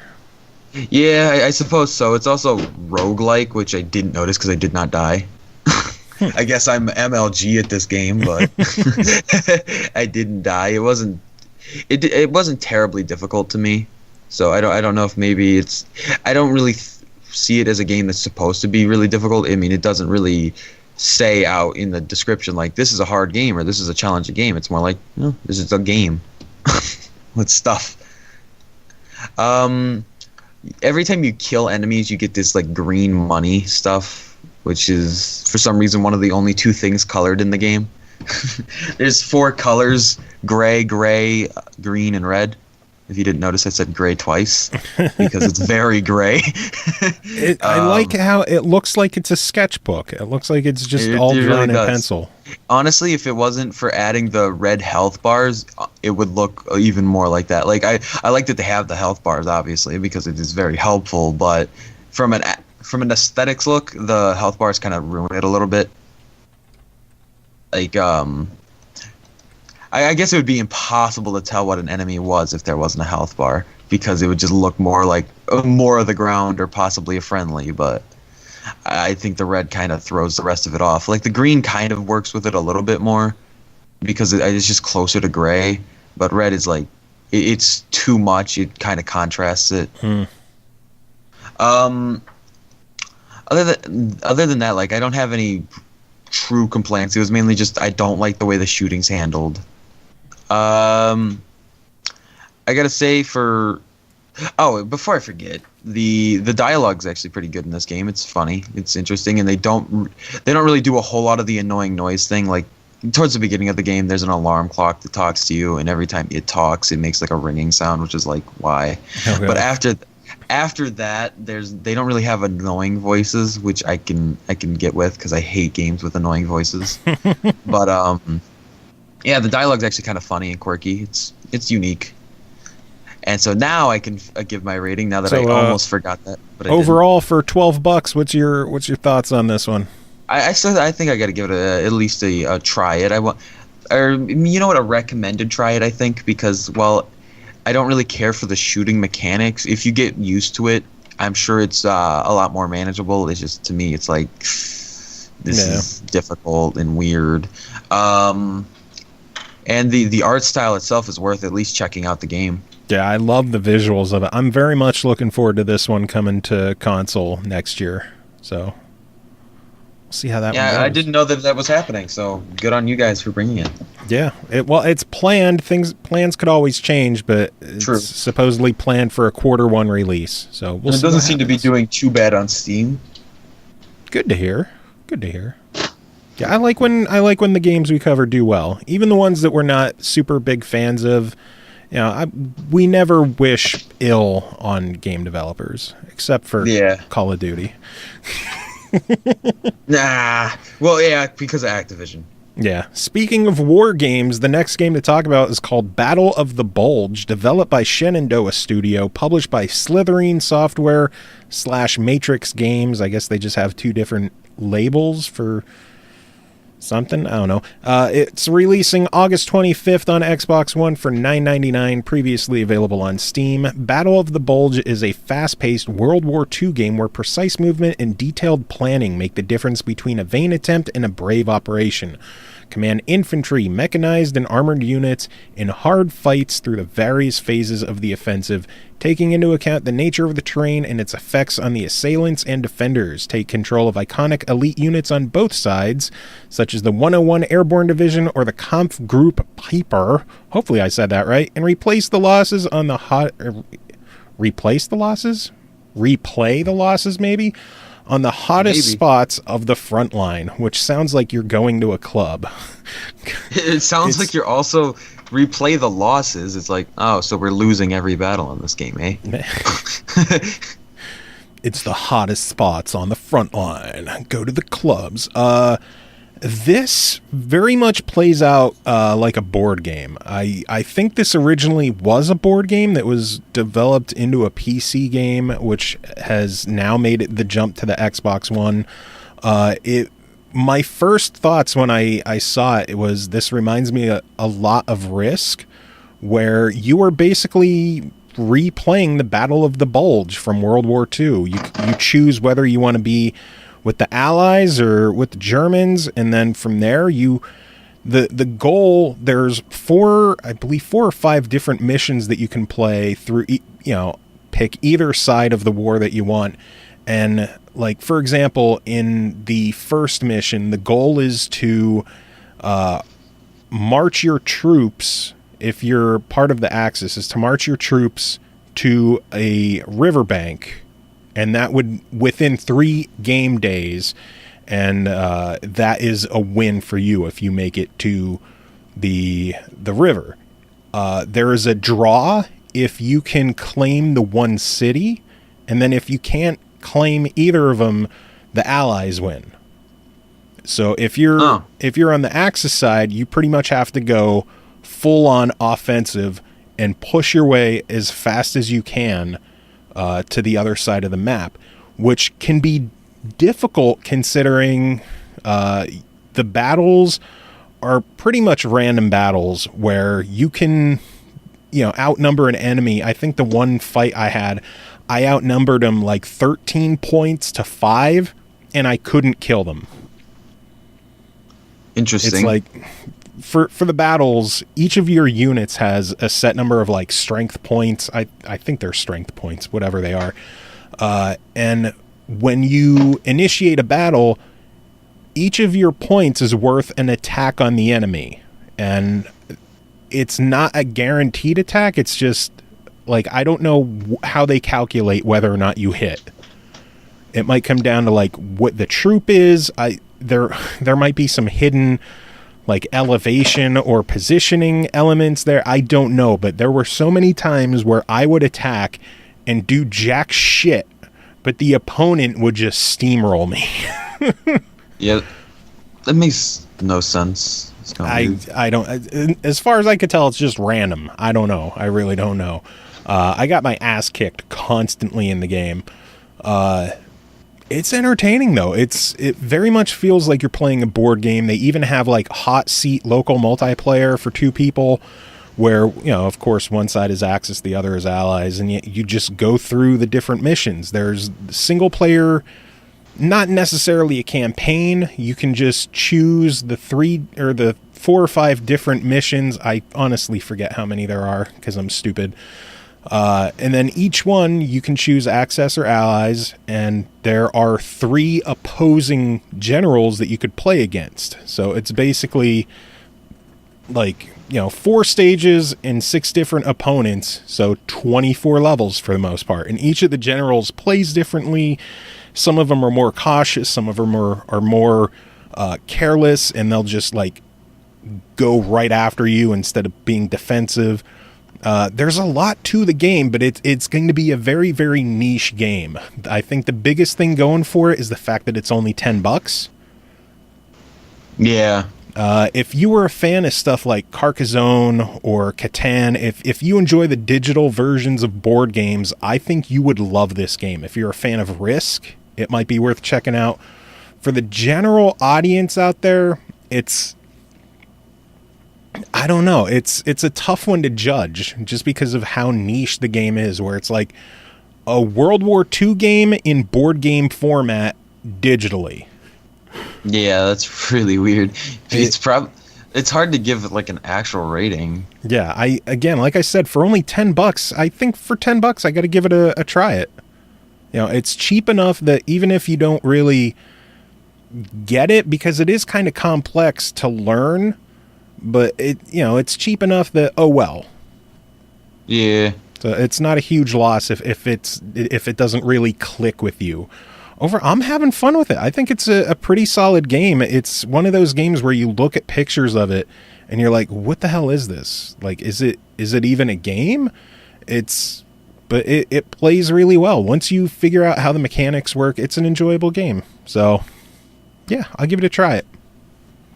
Awesome. I know I normally do all the edited in stuff reviews on weekends, but our weekend show is going to be crazy packed. So, I'm just going to cut to some edited in reviews right now. So pretend this is a transition. Okay. All right. Next up, we have Cole Martin joining us for a couple of games. Cole, how are you doing? I feel awful. Well, you sound fantastic. What are you talking about?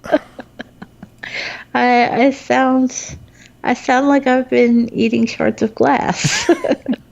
What's wrong? What happened? Is it like a bug going around, or did you like snort something weird? I mean, that's also entirely possible with me. But it started as allergies, and before you knew it, it was, waking up in the middle of the night with bleeding ears, and then a sore throat, and now it's bleeding ears? Yeah, I get ear infections, and because I have an autoimmune disease, it makes my ears bleed. So, yay me. Did you see a doctor yet? No. Why? the last time I went to a doctor for symptoms similar to this, it was right as I was being diagnosed with rheumatoid arthritis. They weren't really sure what was going on with me. And they admitted me for 3 days. I had a fever of 105. And by the time I went to the doctor, I was already on day 4. And they admitted me into the hospital. And for the entire 3 days, they kept me in the observation unit. All the nurses did was come back and rub me down in baby lotion. They went up to the nursery unit, got giant bottles of baby lotion, put them in the fridge so they'd be cold. They'd come in, take my temperature. If I still had a fever, they would lather my face and my hands and my feet in baby lotion. Are you sure you didn't, accidentally wander onto a porno set? I'm not sure. We're going to give you a rub down, baby. If I did, it's the most mundane porn ever. Bust out them titties. They're getting a baby lotion rub down. It was absolutely horrible, and they never did. They did CAT scans and MRIs and everything, and they never figured out what was actually wrong. And I've mentioned before, the hospitals have those signs in them that they say we strive for excellent care, or we strive for outstanding care, or some kind of exuberant term like that. This hospital had signs throughout the whole place, and they all just said, we strive for good care. They had set the bar. Tell me good was in quotes, too. Yeah, it is. And it's like, like the ones that I had seen, there's bigger hospitals that you can go to that are obviously better, but they're about 60 to 80 miles away. And so this hospital was one of the closer ones. It's about 30 miles from my home. So that's where they had sent me, because they considered it an emergency, and they didn't want to send me to one of the bigger ones until I was stable, because I'd had the fever for so long and was dehydrated and everything. So, you go to the better ones, and you get these great big private rooms with your shower, and you're there for more than a couple of days. This place kept me in a teeny tiny little observation room. I didn't have a shower in my room. I shared it with one other woman. The first day the woman I shared it with was there, and she was begging them not to send her home. And the hospitals, they have the TVs, but the sound comes through a speaker on your bed. And I didn't know that. And she woke me up at 5 a.m. because she had turned on the church's, the church that's in the hospital broadcasted out its service on Sunday mornings. And she turned that motherfucker on and then hit the volume on the TV and was complaining she couldn't hear it. And that's because it was coming out of the speaker in my bed. This is fascinating. I thought I was going to burst into flames. I already had a fever, lady. Why are you stoking the fire? This is insane. Yeah, that's redneck land for you. Holy shit.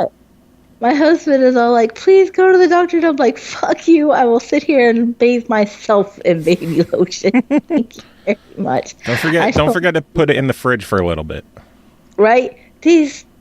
At that time that I was there, and I haven't gone back to that hospital since, I'm like, no, fuck you guys. I will travel the distance to one of the better ones. Good They God. had given me, because I was dehydrated, they had given me an IV bolus. And that's where they like turn it up really fast to try to rehydrate you quicker. They had put that motherfucker in my arm, and they had turned it up too high. And it blew the vein, and like my arm nearly doubled in size in about a 15 to 20 minute span. That happened to me. Someone gave me an IV, and I told them, like, it doesn't feel right. And they're like, oh, well, it's supposed to pinch a little bit. And I'm like, no, like, something's, like, it hurts the wrong way. Yeah. And they're like, oh, well, it's fine. It's fine. I don't know if they just didn't put it in right, or if the same thing happened where, like, my vein blew or what, but my wrist just swelled up to, like, double the size. I'm like, yeah, is this supposed to look like that? And they're like, oh, no, I guess not.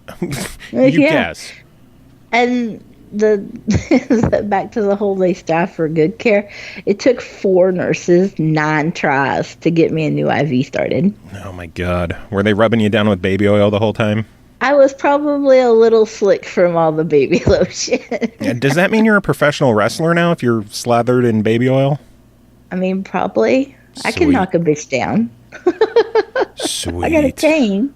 I'll just slide swipe their knees out from under them. I'm good, yeah. Oh my God. I'm so glad that I'm bullshitting with you after all the other stuff that we've talked about on the show, and this is so worth it.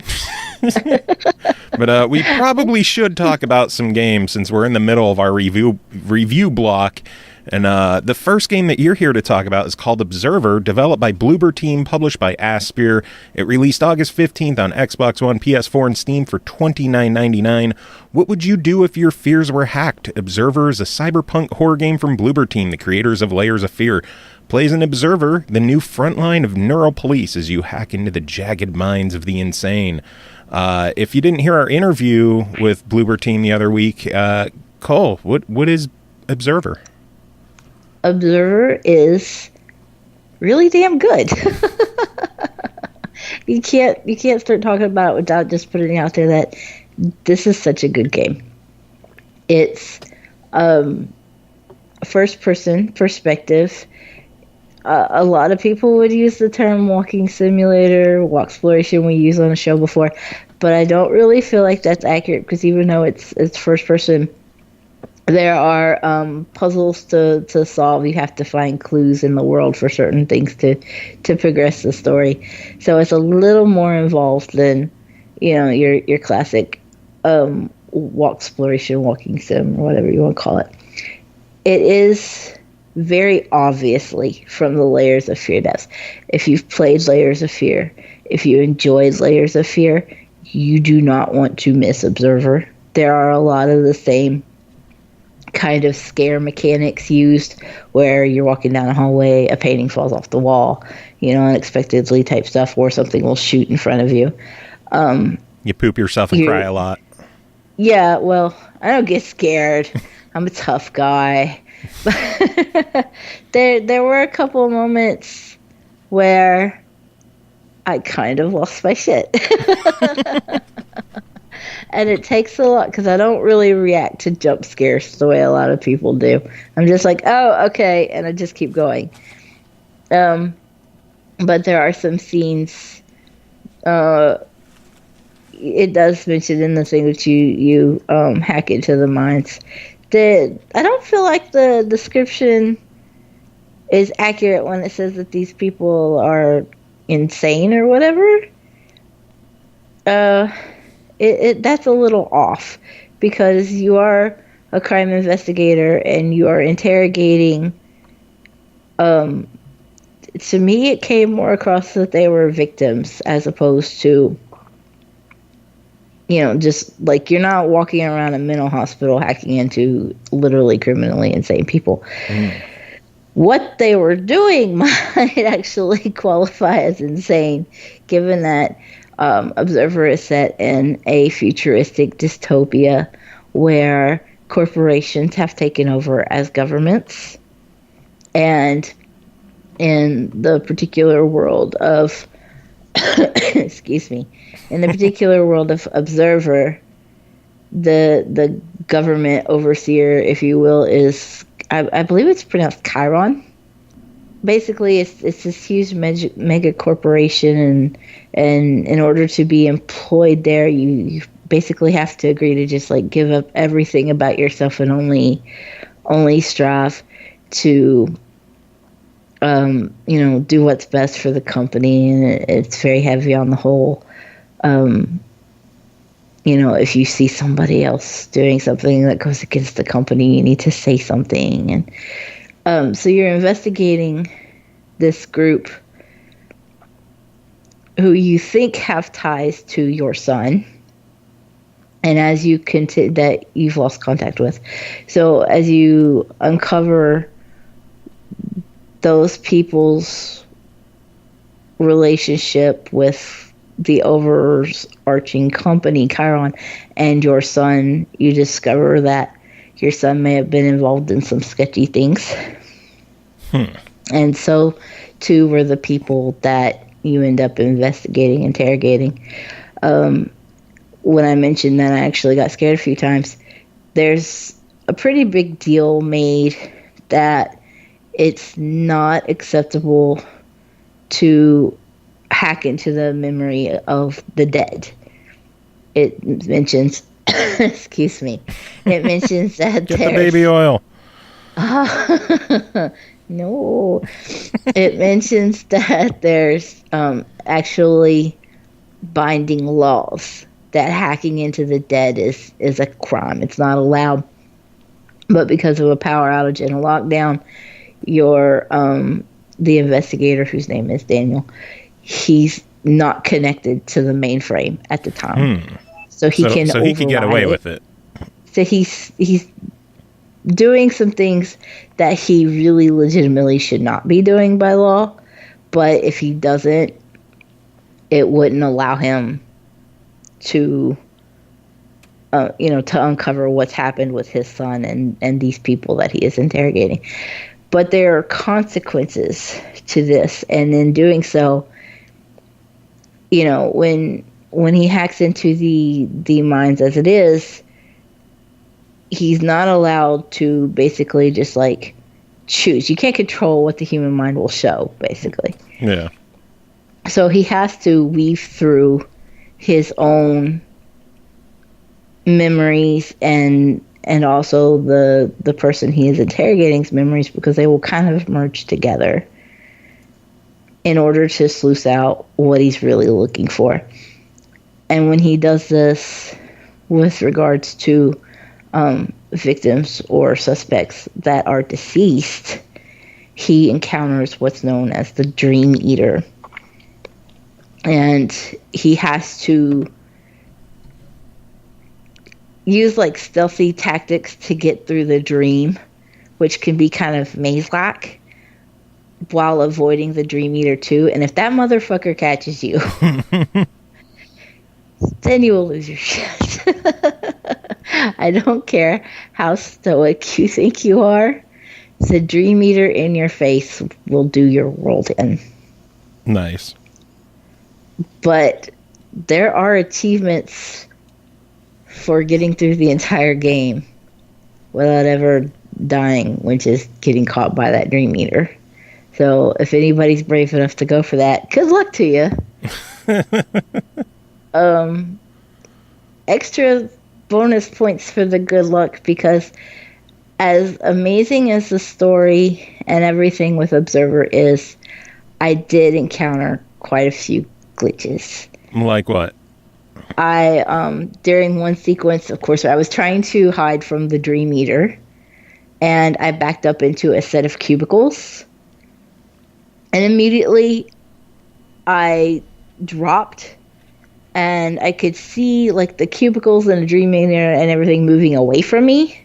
And all I could see was like the outline, like a red outline of the hands.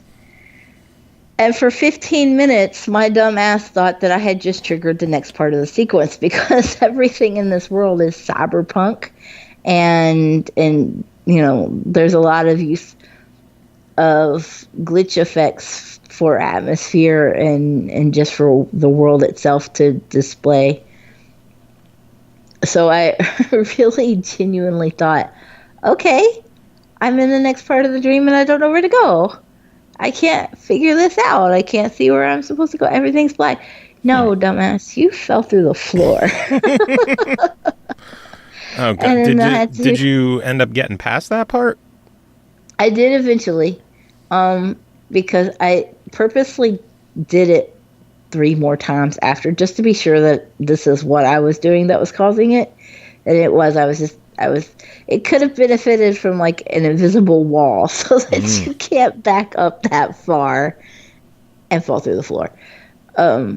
But I was able to get past it. I also had quite a few instances where during heavy chase sequences, I would get frame stuttering and then the game would crash. I have heard that there is a patch coming. I've played this on both the Xbox One and the PC. I was not able to replicate the falling through the floor glitch with the PC on Steam, but it does happen. Maybe it was just an issue with the console ports of it. Yeah, and I did send a message, so hopefully that it will get taken care of and everything. I took some videos that were happening and I forwarded that on. So hopefully, we can expect a patch for things like that. Stability. I think I saw that stability is part of the patch that they're working on currently. Nice. Either that or I made it up with wishful thinking, but happened in a fever dream years. Yeah, I've been having fever dreams for 3 days, so let's not take anything I say too seriously. Well, in your hallucinated state, for $30, what do you think of Observer? Based on the story and everything, if they patch it, it's an instant buy it, especially for Layers of Fear fans. They're gonna find themselves really happy. Fans of steampunk or cyberpunk dystopia, they're gonna really love this kind of game. Even if you're not huge into horror, you're still probably going to enjoy it. It's just that good of a story that you can get lost in it, and because like it doesn't focus so heavy. There are the occasional little jump scares or startles or whatever, but they're not so overt that you're just going to be like, oh, all it wants to do is throw things at me. So yeah, I hear it's not nearly as freaky as Layers of Fear. Yeah, I would. It's hard for me to even feel like it's horror in a lot of regards. Like when I was just playing, I was like, okay, first person, because it's not survival horror or anything like that. So it's hard for me to be like, oh yeah, it's horror, because it's more of like it messes with your head more than actually just. It's more psychological. Gotcha. And if people want to go and check out our interview with Bloober Team, go check out episode 305. Cole, you were there for that one. I was, and I wasn't sick. You were doing interviews, doing reviews. You're sending bug reports. You're a little mishelpful with this game. I'm a big kid. Do I get a present from the treasure test? I'll look for like a bottle of baby lotion to send you. I don't know. But then the other game that you are here to talk about is called Bleed, developed by Boot Disc Revolution, published by Digerati Distribution, released August 22nd on PS4, August 24th on Xbox One, and previously available on Steam along with a sequel for $9.99. Rin is a girl with a big arsenal and big dreams. She wants to be the ultimate video game hero, help her take down the greatest heroes of all time in an action-packed bid to claim the title for herself and show the world what a true hero looks like. What is Bleed besides what you were doing from the ears earlier? I'm sorry to the developers of Bleed if that's how we let in your game. Shit.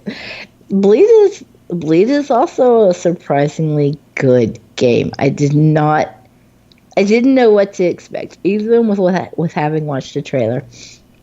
So it's set in kind of, I want to call it a 2D platform kind of world. It's not like extreme platforming or anything, but that's kind of how you move around the world. It's pixel art, female lead named Rin, with pink hair. You can't be mad at her because she's just so badass. She really wants nothing more than to be one of the top video game heroes, and you can't be mad at that. So her quest, though, she has to travel through the world and take on 10 other video game heroes. I'm not sure how these other video game heroes came to be heroes because they strike me much more as villains. It's maybe it's heroes of the villain side, but they're all pretty monstery. Her first enemy she takes on is a blob, and worms. There's a robot. It's not like she's taking on other superheroes in like a Batman versus Superman kind of way. But it's reminiscent. Oh Lord, I can't speak. Reminiscent of the classic kind of move through the 2D world, get to a boss, move on kind of games. It's really hard not to enjoy this. It's simple platforming with the jumping. She can do a triple jump, so she's got some movement about her, and it is a twin stick shooter as well. You move with your left, shoot with the right thumbstick. It's kind of important that this game is a twin stick shooter, because I think if you were trying to do this in a way where you actually had to be more careful and it wouldn't work at all. Part of the thrill is that there's just these constant onslaughts of enemies throughout the level. It's almost bullet hellish, but you can just dispatch them fairly easily as long as you're paying attention to where they're coming from. Now, there are multiple degrees of difficulty, and I have to confess that I have only played on easy. No, I don't blame you. When I first saw the game, I was like, this looks really familiar. And when I looked it up, I realized that they ran Bleed 2 at SGDQ this summer. And I was watching that, and it was just insane to watch. And then also looking it up, they ran the first Bleed at AGDQ this year. So they covered the both of them. And I'm just watching with my jaw open that these people could play these insane games the way they do. So it does have 4 difficulty levels for each one. Easy, normal, hard, and very hard. The achievements are tied to completing the game on those difficulty levels. So unless you're already really good at like twin stick shooter platforming, don't expect to get the completion. Just play this one because it's fun. I might eventually manage to finish the game on story mode. It's kind of funny too, because even when you play it on easy and you die, she mocks you for it. She'll be like, "What? I thought this was easy mode. What are we dying for?" She will lay into you for being bad at easy mode, and I'm like, "Look, just because it says easy doesn't mean it is. Don't make me cry." That's hilarious. So yeah, it does have the 4 difficulties. You also get ranks, ratings for each level, and there are achievements tied to that as well. So like, you can do it on easy, but you have to beat each boss with, say, an S rank. And you can visit a shop in between bosses and actually buy upgrades for your weapons. These include things like laser rifles. You can buy extra health. You can buy extra energy so that you can jump more frequently. You can buy shotguns and upgrades for your pistols and stuff. But they do sell out. You can only buy the upgrade one time, except for the health. Gotcha. With the completion of each level, Rin has a death list. Oh God! And when you complete each level, that boss gets marked off of the list. And then the next one that comes after it becomes available. But you can go back and replay those levels without having to go through the whole game again. So it does work like a chapter select in that regard. There's also an arcade mode, which you don't unlock until you've completed story mode. I'd love to tell you more about it, but guess who hasn't made it through story mode yet?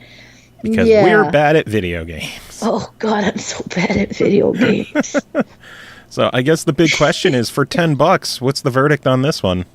This is a buy it. This was just a surprise fun game. I really enjoyed it.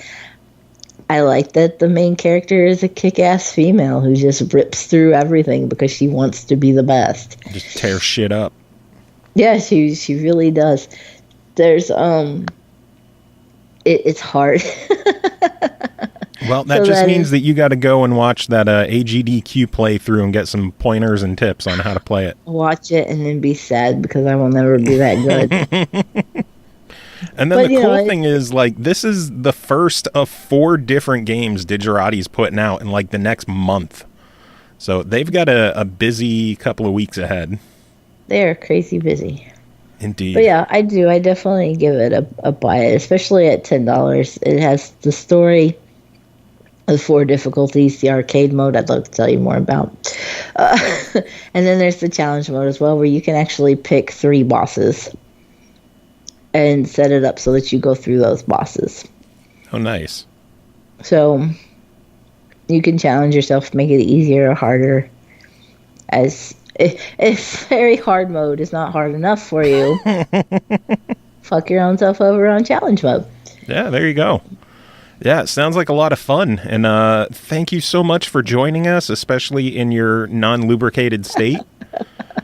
Thank you for listening to this voice.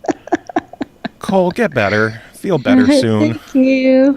and go get checked out. Go get your rub down, I guess.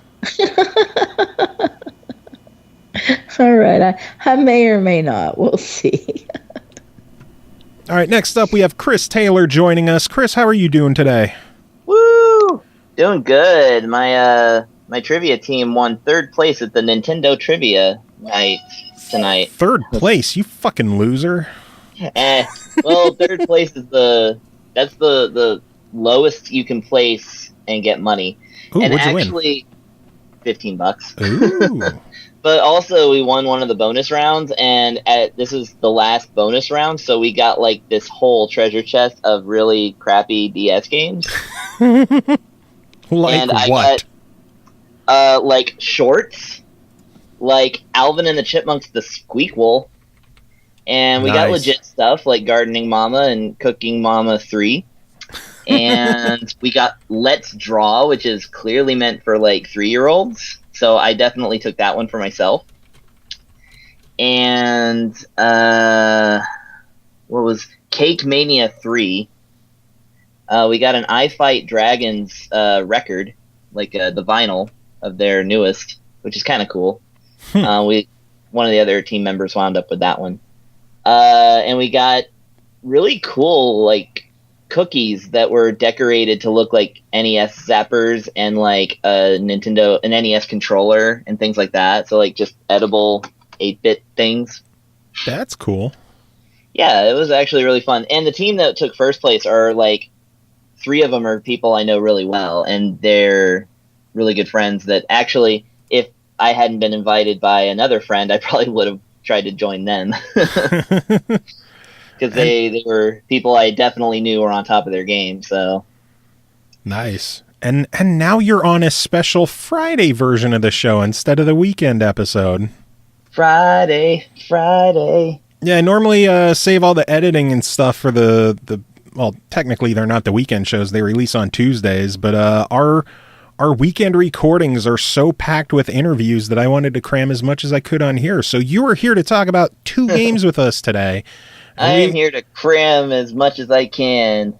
And we are going to start off with a game called Never End, developed by Duck, published by Sometimes You. It releases August 25th on the PS Vita for, I don't know, I don't have a price for the Vita version, but it is available on Steam for $1.99, so I'm going to guess that the Vita version won't be that much more, maybe $5 tops.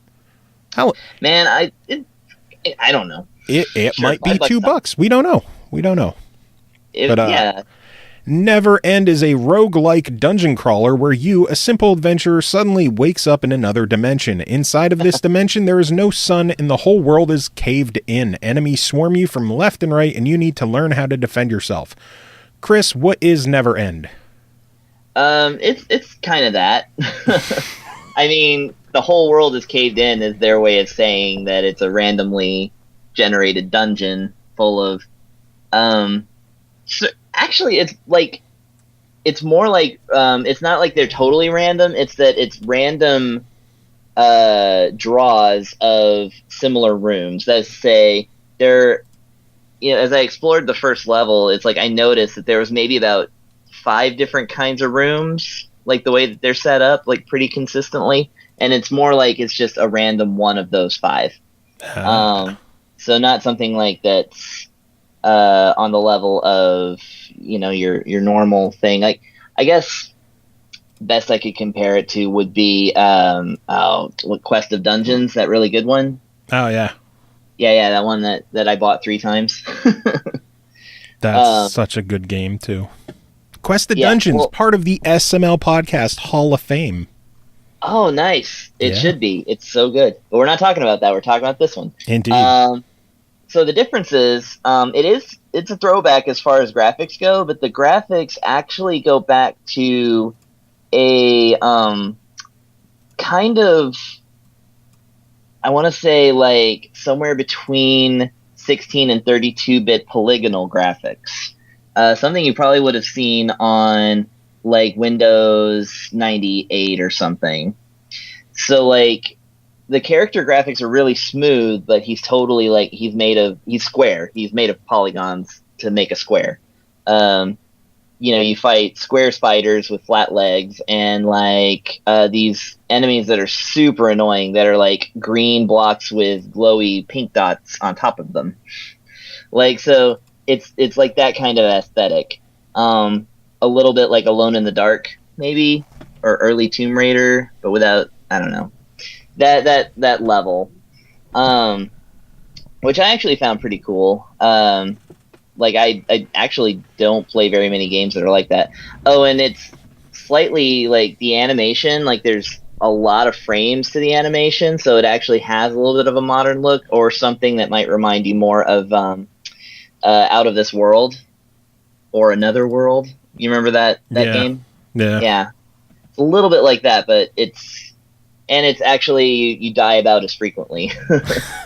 This is one of the like most dying right out of the gate kind of roguelikes I've played.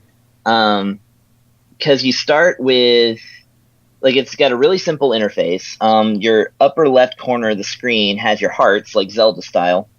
Only you tend to lose a whole heart no matter when you take damage. We'll get back to that. It also has a C rating and a P rating.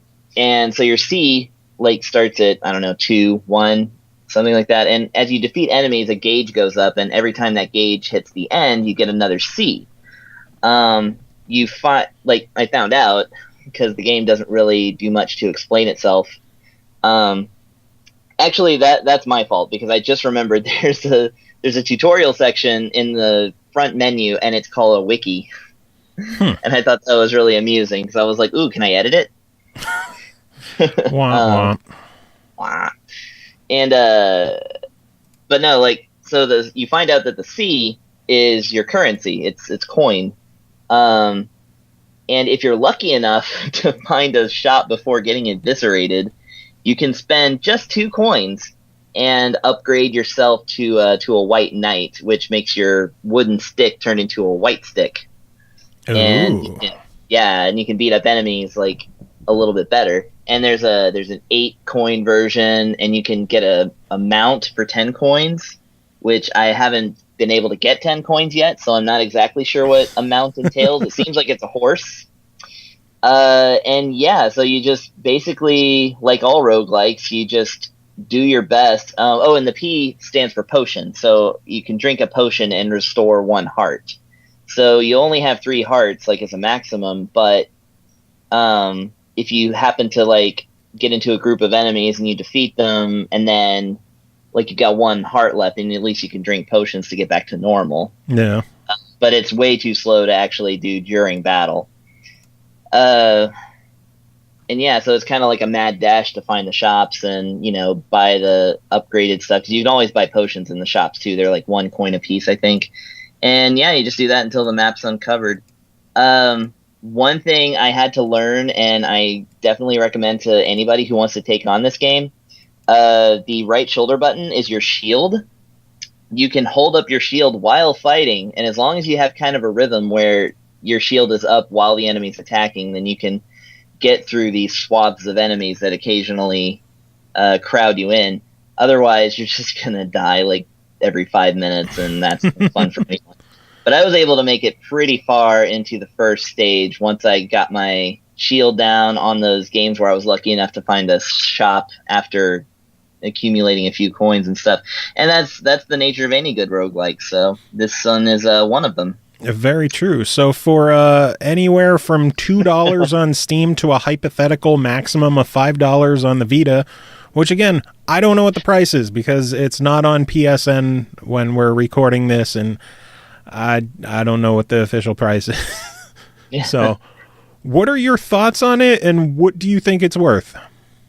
Okay, well, what do I think it's worth? That's going to get me in trouble if I say. Because it's like $1 million. No answer is going to be sufficient unless it's accurate. Okay, so I think that it's not the most visually appealing in a universal sense kind of game.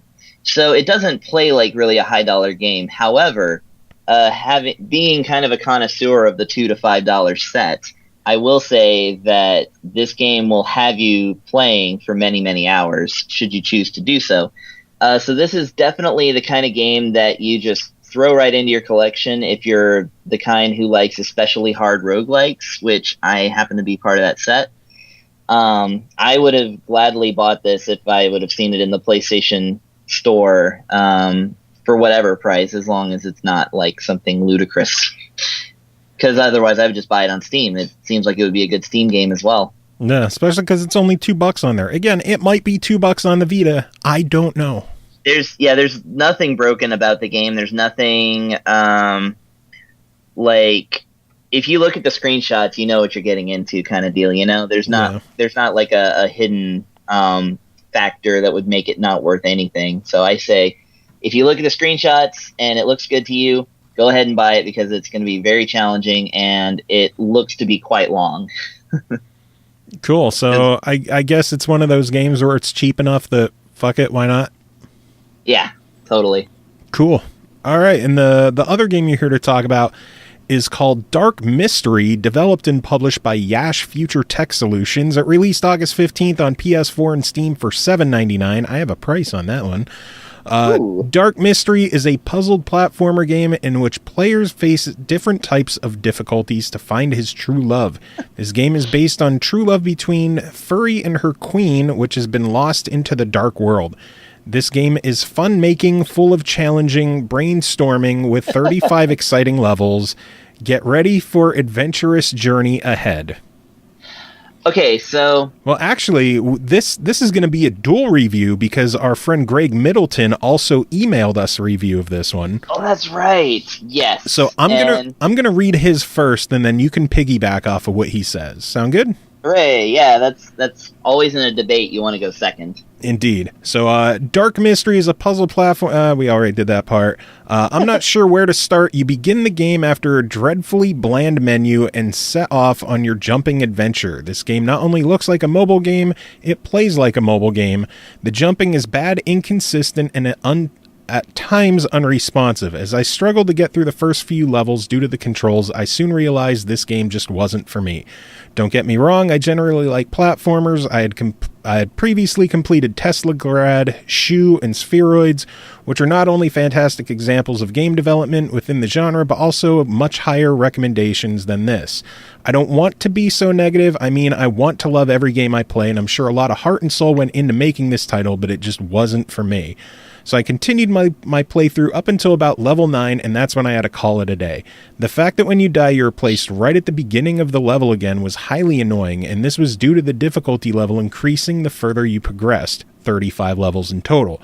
Add in the control issues and the uninteresting musical score, it's pretty much all I could take.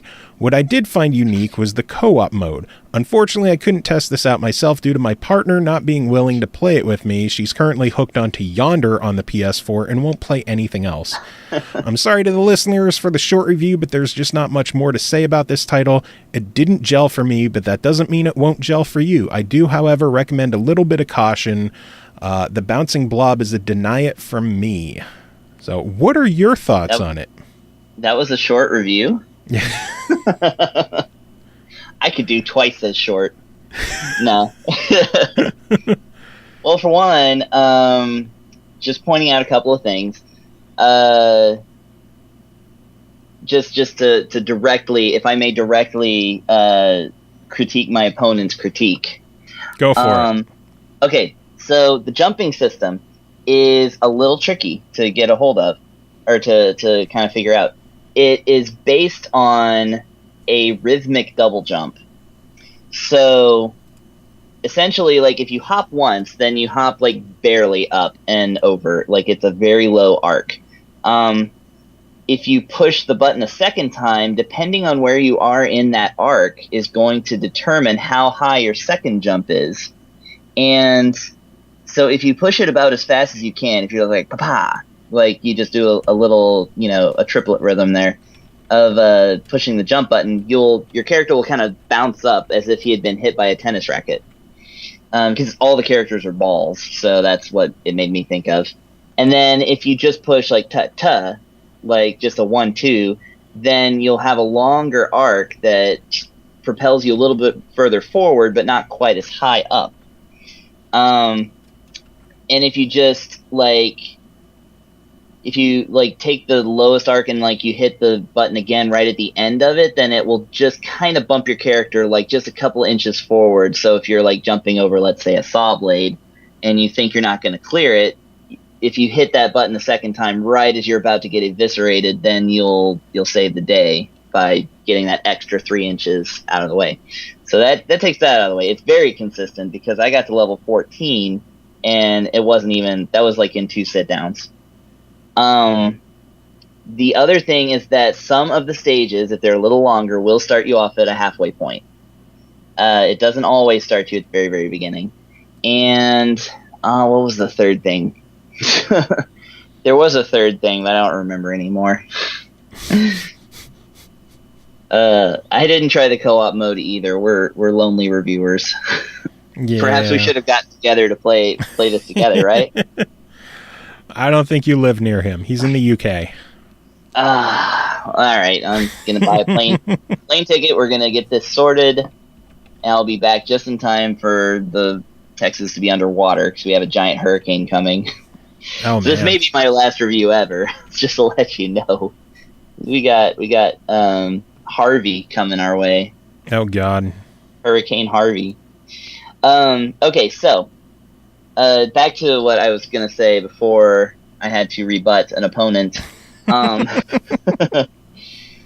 So your description that you read, I was sitting there listening to what definitely had to have been pretty broken English, and I just couldn't help but smile because it was charming and well written, but obviously not written with a total grasp of English. Yeah.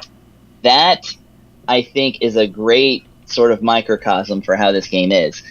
It's a silhouette platformer. I don't know that that's a thing, but I'm calling that a thing now because I just a month ago reviewed another game where you play a silhouette, and that was based off another game which was way more famous where you play a silhouette.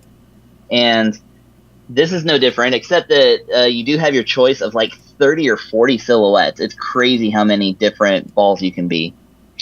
However, they always play the intro to each level it shows the main character, I guess Furry, hopping into the level, but then it in the game it changes it to a different character, whichever one you picked. So this game, it to me felt like it wasn't, despite the fact that the jumps aren't really a problem, but they are weird. And some of the physics are weird. Sometimes you, when you jump onto a platform, it goes up in the way that it feels like reverse gravity. Like, you know, it should be weighing your presence would weigh something down. Like it does that, but like the opposite. And then sometimes you'll get on like a teeter-totter sort of obstacle, and it'll go the opposite way. And you're kind of like, why is this even happening? This isn't even like close to like real world physics. So that's what I was kind of puzzled over. But at the same time, it's like when I got used to playing the game based on its own rules, I found it to be more fun than these other platformers, which are, you know, because your character's a silhouette, like it always has that like terrible, like, you know, squishy running into spikes and like getting sawed in half kind of like stuff. Yeah. Like all this terrible stuff that happens to you, but like it's not supposed to be bad because you're a shadow. Well, this doesn't really have that. You just puff into like a couple of little ball things and start the level over.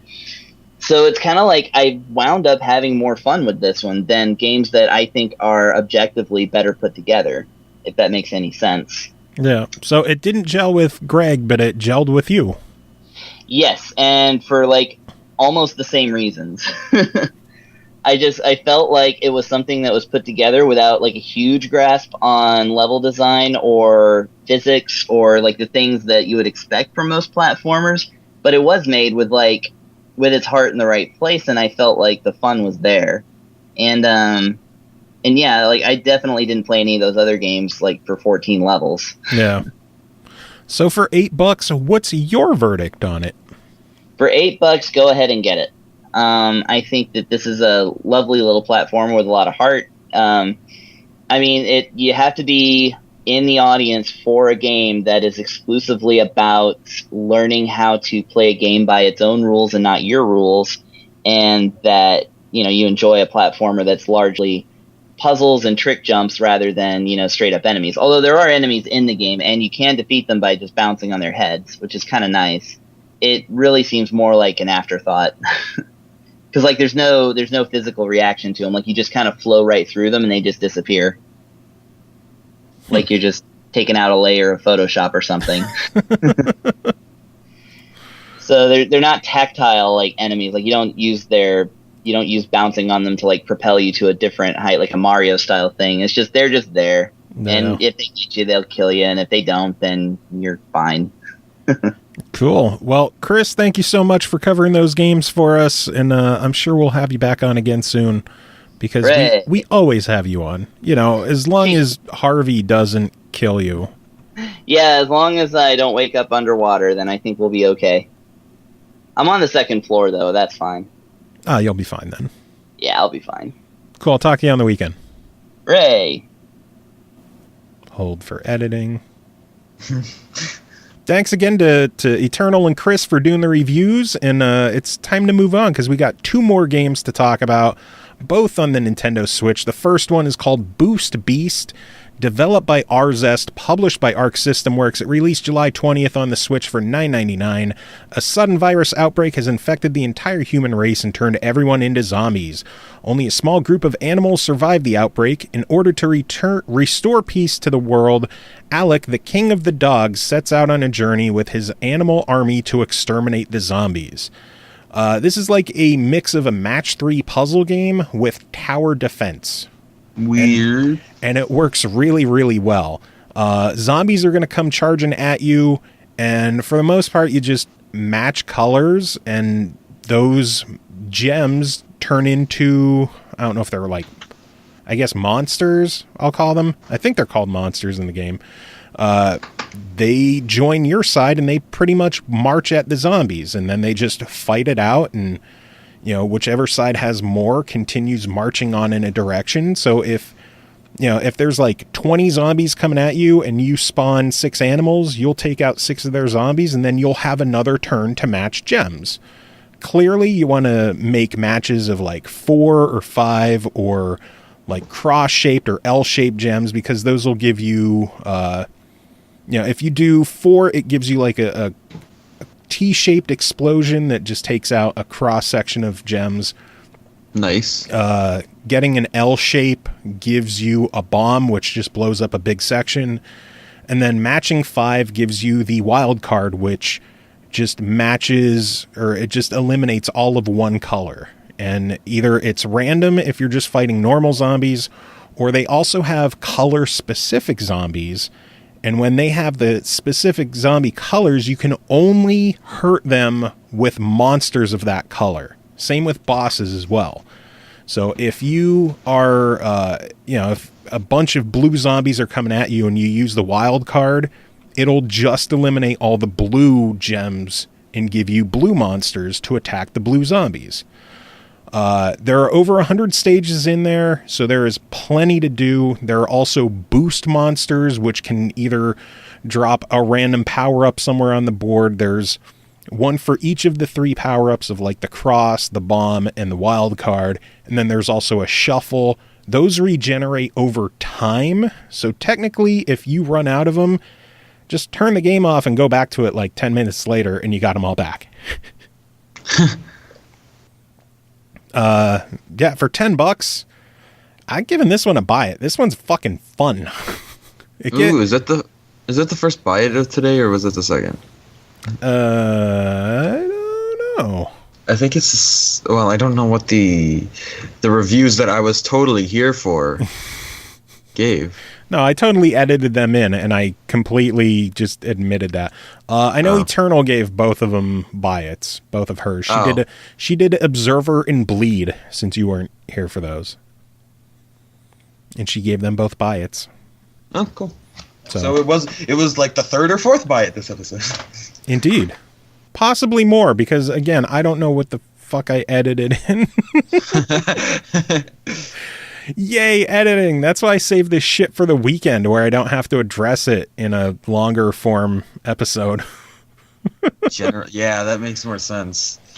Anyway, final game tonight is called Pixel Lines DX, developed by Score Studios, published by Rainy Frog. This one released August 24th on the Nintendo Switch for $14.99. Draw lines to connect pairs of numbers to complete a hidden picture in this feverishly addictive picture puzzle game. Connect numbers of the same color using the same number of blocks as the number. Easy controls let you draw line after line as you gradually reveal the picture. Play through 100 levels in story mode as you follow the adventure of a professor and his mysterious pixelmatic camera. Continue the fun in puzzle mode with 200 more puzzles. Once you start, you'll be hooked.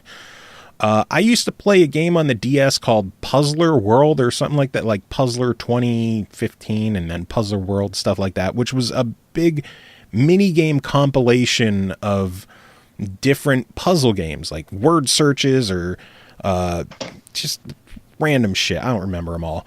One of them was pretty much this Pixel Lines game, where you'll see a giant open board with random numbers placed everywhere. But they're not really placed randomly because they all have a purpose. If you see 2 2s next to each other, basically you have to connect those with 2 moves. And since they're right next to each other, 1 2, those are the 2. If you see a 3, they'll usually be like one open space in between them, or they'll be like around a corner. So you just have to draw 1 2 3 and connect them. And so on and so forth, where, you just have to connect the numbers. Sometimes you have to make, sometimes you might have multiple options for color or for the numbers. So you have to figure out the ones around it to figure out which ones belong with which other ones. And as you progress through, you're going to end up revealing a hidden object picture. And I really, really enjoyed that part of the game on the Puzzler game. So I was excited to see a full dedicated version of that coming to the Switch. Control wise, it works really well. You could either, use the touch screen and draw them manually. You can use the controller as well, but I didn't really enjoy using the controller, so I just went back to the touch screen. My fat sausage fingers made it kind of difficult, so I kind of used my pinky a lot since it's smaller than my index finger. Pinch to zoom, just swipe around to move around, draw the lines, make the pictures, move on. There is an ungodly number of puzzles in the game. Again, 100 in story mode, more than 200 for the puzzle mode. All different puzzles too. They start as small as like a 7x7 grid for like the beginner stuff, all the way up to like 128 by 128 grids. Oh, Jesus. Like fucking massive puzzles that will eat up tons and tons of your time, and it ate up most of my day today just playing through them. The very minor gripe I have with the game, aside from my fat fingers, is in story mode, when you complete a puzzle, it'll give you like a little cutscene of whatever the image was that you unveiled being put into the scene of like the level. Like when you start the chapter, it'll have just an open area of like, an empty drawing, and every picture that you unlock gets put into that original picture. And that little cutscene is like 10 seconds long that you can't skip. Oh, that's kind of annoying. That's my gripe. Needless to say, with the amount of content in here, some people might be like, oh, a puzzle game for $15. There is way more than $15 worth of content in this game. It is absurd how many puzzles are in here. And they have also said that they're going to be adding free updates of more puzzles. So there's going to be like, this is going to be a game that just keeps on giving. For $15, if you own a Switch and you're a fan of puzzle games, this is a must own. Absolutely must own. Definitely. Fucking $15 for 300 puzzles right out the gate. And again, some of those puzzles are gigantic. Like I think I spent 30 minutes on one of the 128 by 128s and I didn't even get a corner. Wow. Jesus. It is ridiculous how big those things are. And it shows you could see like a little, like a mini map of the whole thing. And it shows the little rectangle that's your current screen. And it, like, you couldn't even tell it was a rectangle. It was so small because that's how big the board is. There's so much to that game. So yeah, if you own a Switch and you're a fan of puzzle games, again, a must own. Pixel Lines DX, absolutely worth $15. Buy it. Awesome. Yeah, so that is it for tonight. Thanks for hanging around for the whole show. Thanks again to Danny and David for coming to talk about the Metronomicon. The game is fucking awesome. It releases next week for $20. Everyone's going to have to keep their eyes open for that. And I'm sure our review will be on the show next week. I can't spoil it, but I think given how happy we all were earlier, people have a good idea of what we're going to give it. Yeah. Just a little bit. I deny it very clearly. They don't have enough stemmage in the game, so fuck them. Very recommended deny it. Yeah, recommended deny it. Recommended burn in hell, David Autovino. That was a fun chat, though. I fucking love having those guys on. That was a robotic chat. Get better internet. Tell people it's like, hey, I guess after next week, it doesn't fucking matter, does it? Nope, I guess not. Music this episode, I'm going to play a couple of songs off the Metronomicon soundtrack because, Stemmage is in there, so of course we're going to play his song. And then, I don't know, we'll figure it out. I have a couple of tracks that I'll pick something good. Some Viking guitar. And then, I don't know, we'll see. It'll be good, I promise. Good music. I always play good music on this show. If nothing else, I play good music on this show. So yeah, thanks again for hanging out. CJ, any final words to end the show? I suppose you can't argue that. Any Call of Duty? No.